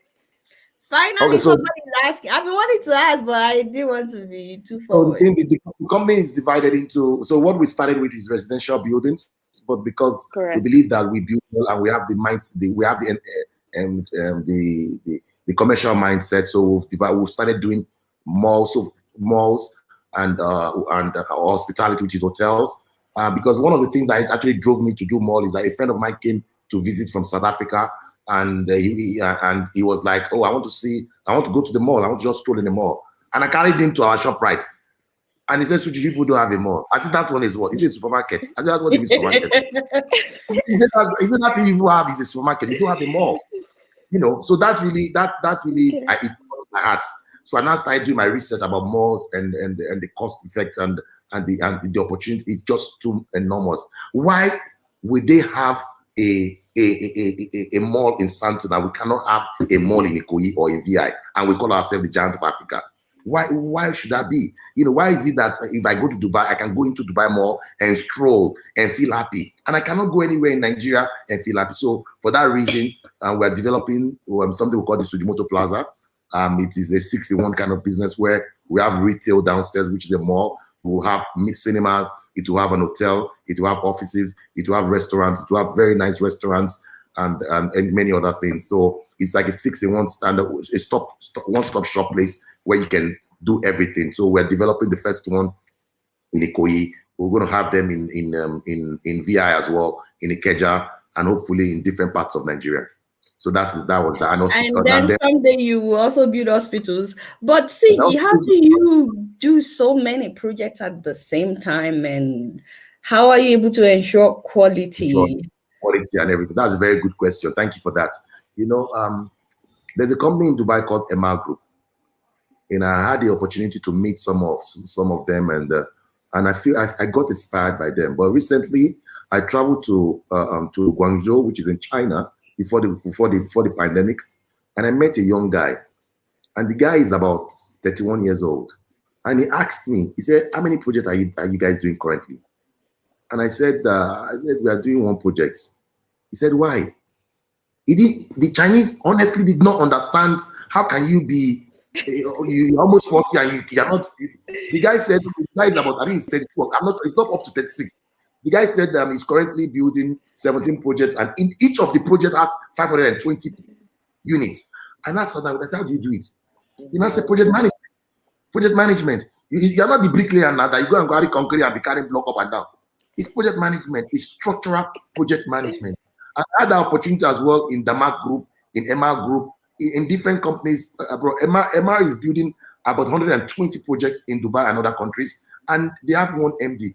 If they can do it, why can't we? It's about understanding the philosophy of expansion and appointing the right people, project managers, project engineers, and setting up the right team, giving them a vision and giving them a target. It's as simple as that. But the first most difficult part is to hire the best people. The best people.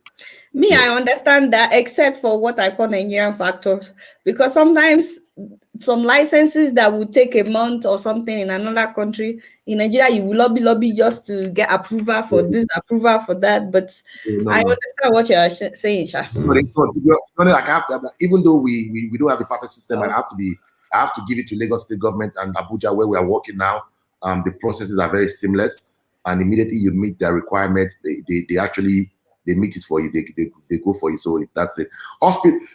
Hospitals, I don't understand the medical sector, but recently, because I'm an entrepreneur and I like money. Unfortunately, I like money. Recently, one of the directors of one hospital in Nigeria is a French guy, and we went for lunch, and he said he came to Nigeria and they are building an hospital in Nigeria. And I said, please, can you explain it to me, because I don't know. We can build, but I'm not a doctor, and I'm not going to come and give people injection. He said the the medical tourism in Nigeria is a $2 billion annual. I said, I said, what? A lot of Nigerians going abroad for medical tourism. There is money in. So can I say something? I am actually. Right now we're actually looking at that project right now because that $2 billion entered I my just featured Evercare Hospital in Lekki, my brother. I don't know if you know about them. They just finished a new hospital in Lekki. They opened it last month, I think. Yeah, $100 million. Yeah, you need to see how nice it is. They will make their money back real quick, because instead of going abroad, Nigeria, all those politicians will start going there. So Adela, you were saying something, please. Sorry. In the healthcare sector. Can you hear me? Yes. I'm actually in the healthcare sector, and my YouTube page is Nurse Pedro. I'm one of those people that care a lot about people's well-being, especially when it comes to the healthcare sector. And that is correct. And I am very, very passionate about Nigeria and our health care as a whole, because even though I'm this exposed, some things that we hear people close to me talk about or say is really, really very concerning. So that is something that I'm very passionate about, and I definitely look forward to speaking with you soon, because it looks like you are very open-minded, and I like that. So thank you again for letting us. Thank you, Nurse Pedro. Please subscribe to her YouTube channel. I've subscribed to your channel. It's Nurse Pedro. And real quick, Kofi Azuma says that I have kept a billionaire like brother Sujimoto that I have done well. I've kept him up till almost 11 Nigerian time.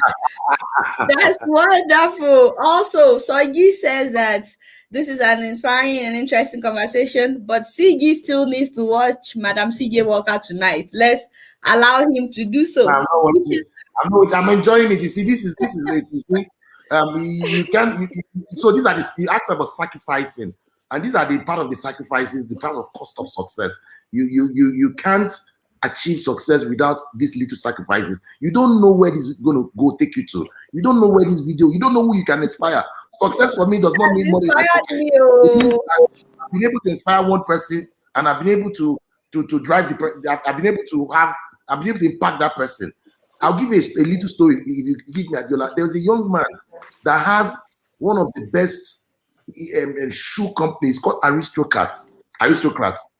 This boy, from 5 years, he always called me, take my shoe, I'll collect his shoe. Sometimes I don't wear them because my feet, I sweat on my feet a lot. So some of his shoes, I don't wear them, but they look very beautiful. I'll collect it, I'll promote it, I'll support him, I'll want to pay him. He said, no, don't wear. I'll just be support. Sometimes I'll call him and say, okay, give 10 shoes to these people, to my staffs and everything. That little thing, do you know what happened to me recently? The boy introduced me to somebody that bought 5 units from us. Wow. So you never know where, little, I'm telling you. So please, everybody go and buy Aristocrat shoe. Aristocrat, that's the name of, that is not, I don't know, Aristocrat. Felix. So go and buy his shoes. It's very beautiful, very high quality. He just actually, for my birthday, he sent me some of these bags you find in MS. So that is one of, if no company inspired me in our generation, that boy's company, bring me that box that Aristocrat brought for me.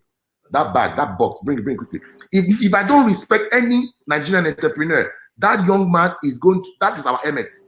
That is our MS of Nigeria, because he's doing absolutely wonders. Look, and let me show you guys what Aristo gave me. And that's what I talk about. Z, can you see it? You see how very nice it is? Very nice. He gave me on my birthday gift. And that's what bring some of the shoes, please. I have a lot of shoes. He gives me, and I support his business, not necessarily because I need it, but because I said, you know what, I have a commitment to support the business of entrepreneurship, because I know what it takes for people to support my business. And I didn't expect this. Just recently, he introduced us to somebody. The person bought 5 units. How can one man buy 5 units? They're buying it like I buy a puff. I'm not talking about. I'm not talking about units of $1 million, $2 million. So we never know. That's why these guys, see, these Aristo's shoes. Does he do women's shoes as well? I'll ask him. I mean, I'm sure he's watching. He's watching. Is he on Instagram? Aristocrat. Give me his logo. Give me his this thing. Okay, this is it. Please, everybody. You got it? Aristocrat. Yeah. It's very high quality. Like this sneakers now. This sneaker, I can wear it to anywhere in the world. If I'm going to see the thing of my wall, this is what I'm going to rock. If I'm going to anywhere on my wall, that's it, yeah, guys. Wonderful.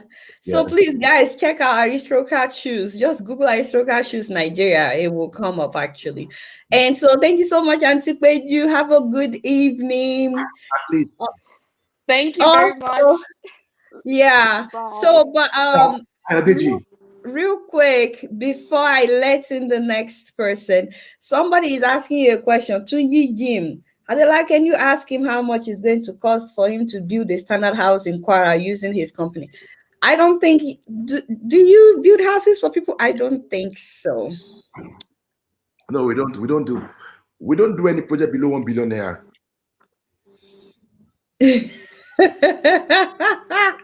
You see why I'm afraid to advertise. That's funny, Dela. When I tell people to do your due diligence or they want me to be doing research for them, I'm like, we're talking about a lot of money. So if it's going to be that's even more. A lot of money. Okay, my father is on the line. Let us take him real quick. Mr. Ayodeji Vaughn, good evening, sir. Oh, we have one Victoria again. Good evening, so Ayodeji Vaughn is the last person. How did Victoria sneak in? Oh my God. We have people I'm tired. But I've really enjoyed this. I think this is the longest I've had of all the money series live streaming sections that I've done, sessions that I've done. This is the longest. It's been almost 3 hours. Oh my God. I've never done this before, Diola. I've never in my entire life done this before. I owe you. I need to pay you for your time. I mean, 3 hours of a billionaire's time. Hey, Father. We are very lucky. How are you, Mr. Ayodeji? Yes, I'm very, very fine. The first time I heard your name was inside the same car. I'm a Bolt driver, an e-hailing driver. Okay. I carried some riders the other day, and they were talking about you. They say you came into the industry and you just swept everybody aside. I was like, who is this person? He said Sujimoto. I said, Sujimoto, is he a Japanese company? They now said, no, he's a Nigerian person. I like, okay, let me Google this name and get to know. And the next time I heard your name was one of your executive requested a ride, and we got talking. And she showed me the brochure. I think it should be somewhere in the car. And she advertised it. Me, I know I cannot afford it, but I was impressed in the level of detail.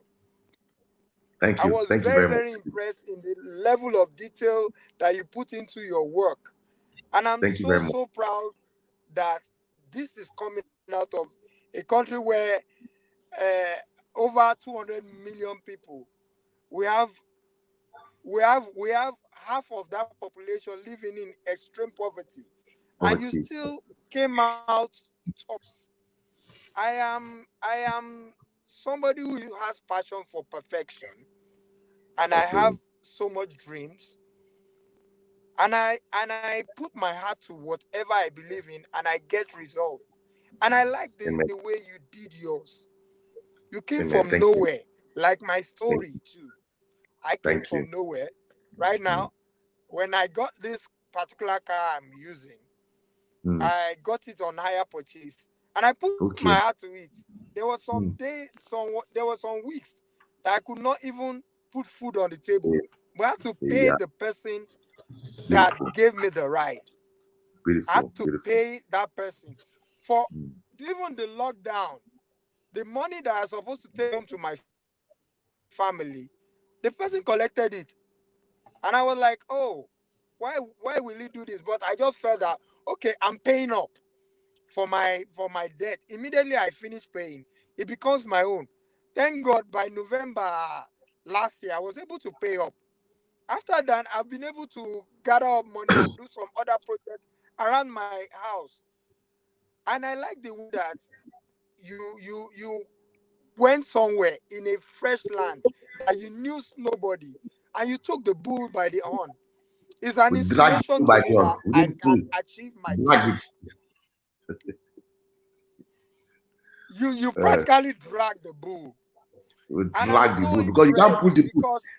If you're in America, you can be pulling the bull by the horn. But in Nigeria, you have to drag it because our bulls are very stubborn. Our problems are very stubborn. So you have to drag the bull. It's true. It's true. Anyway, thank you so much. I just packed to make this. Thank you so much. Thank you for coming. Thank you so much. And the funniest thing was that I always do one thing. I don't judge people by what I hear. The first person that spoke about your name, that is that he said, "Ah, boy, you like Oshogo Woni, Oshogo Woni." I said, "Are you sure?"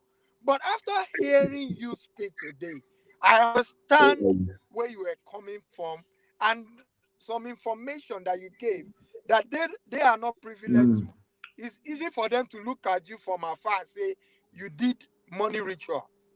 It is not money ritual. It is. Sorry, I have to call me my father, but it's almost 3 hours. But I love what you just said. That thank you so much. That is why it's good once in a while when billionaires give us their time, we get to know whether they actually should go or they did not should go. I know it's like that, sir. Thank you for your story. Ayodeji, thank you for your story. But the only Ogo I did Ogo, yes, it's true. But the only Ogo that I did is hard work. And I know I won't agree. You cannot deny me for what God has by destiny. And no human being can do that. If you say anything they say, yes, I'll do. But I will prove you wrong in my hard work, in the quality of our work, and the fact that we can beat our chest and say, yes, this thing they said we couldn't do, but we did it. A lot of people will tell you that you can't build one five bedroom apartment. Today we are building hundreds of 5-bedroom apartments. We are not even building locally anymore. Our dreams have been exported to the global market. We will be the first African. There's only one request I want to make now. There's one request I want you to make. They are so middle class in this country. Nobody is doing anything for them. Yes. I want you to look at that place. Whatever you can do for them. Absolutely. Thank you so much. It's very good you talked about that. We as a company, our business model is focused on luxury for now. But very soon, in the next couple of years, we will do something I wouldn't call it CSR, but we'll build some projects that will be luxury. Regular people can afford. Thank you, my brother. Nice. People like me. All right. People like my father, people like me. So, I'm going to take the very last question. Thank you so much, Ayodele. Ayodele, thank you so much.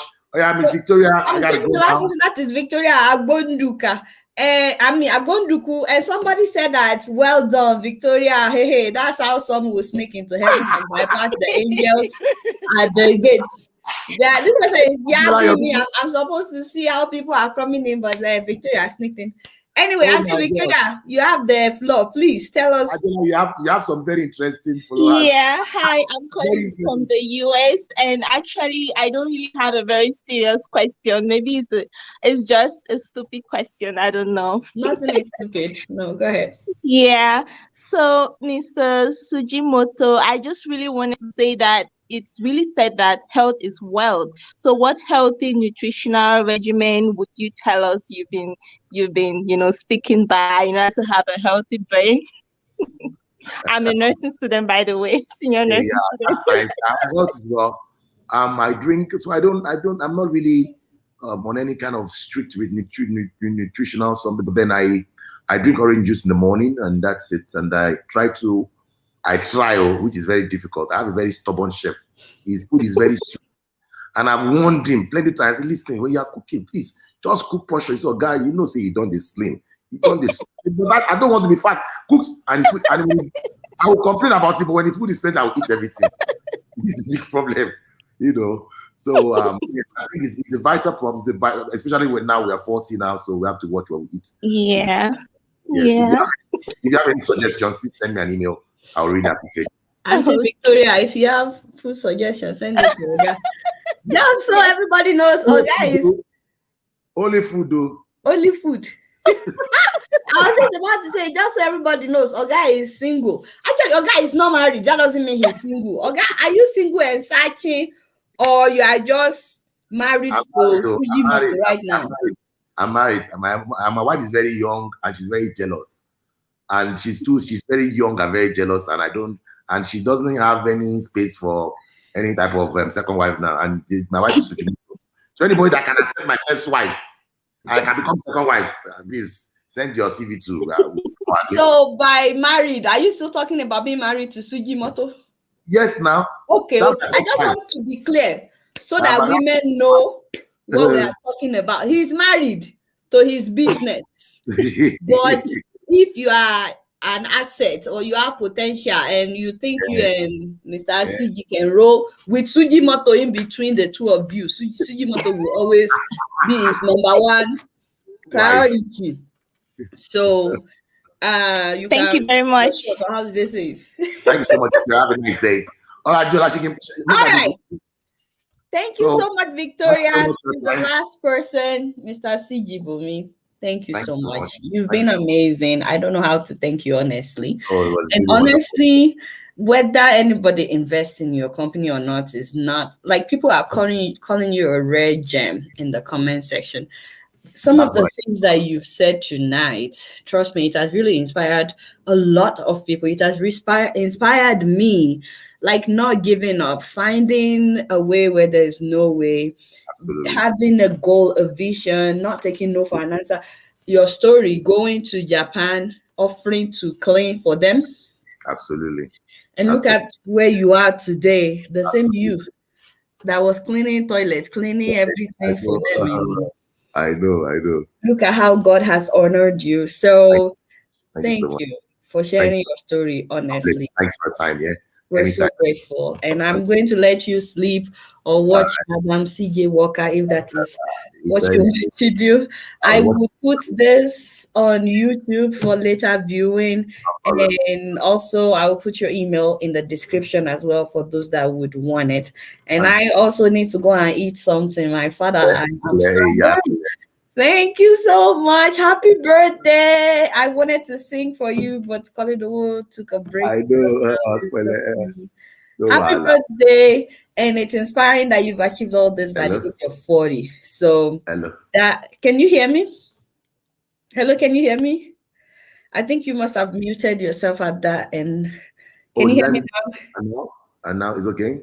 Yes, I was saying that the fact that you've achieved all this by the age of 40 in itself is inspiring. So thank you so much. Happy birthday.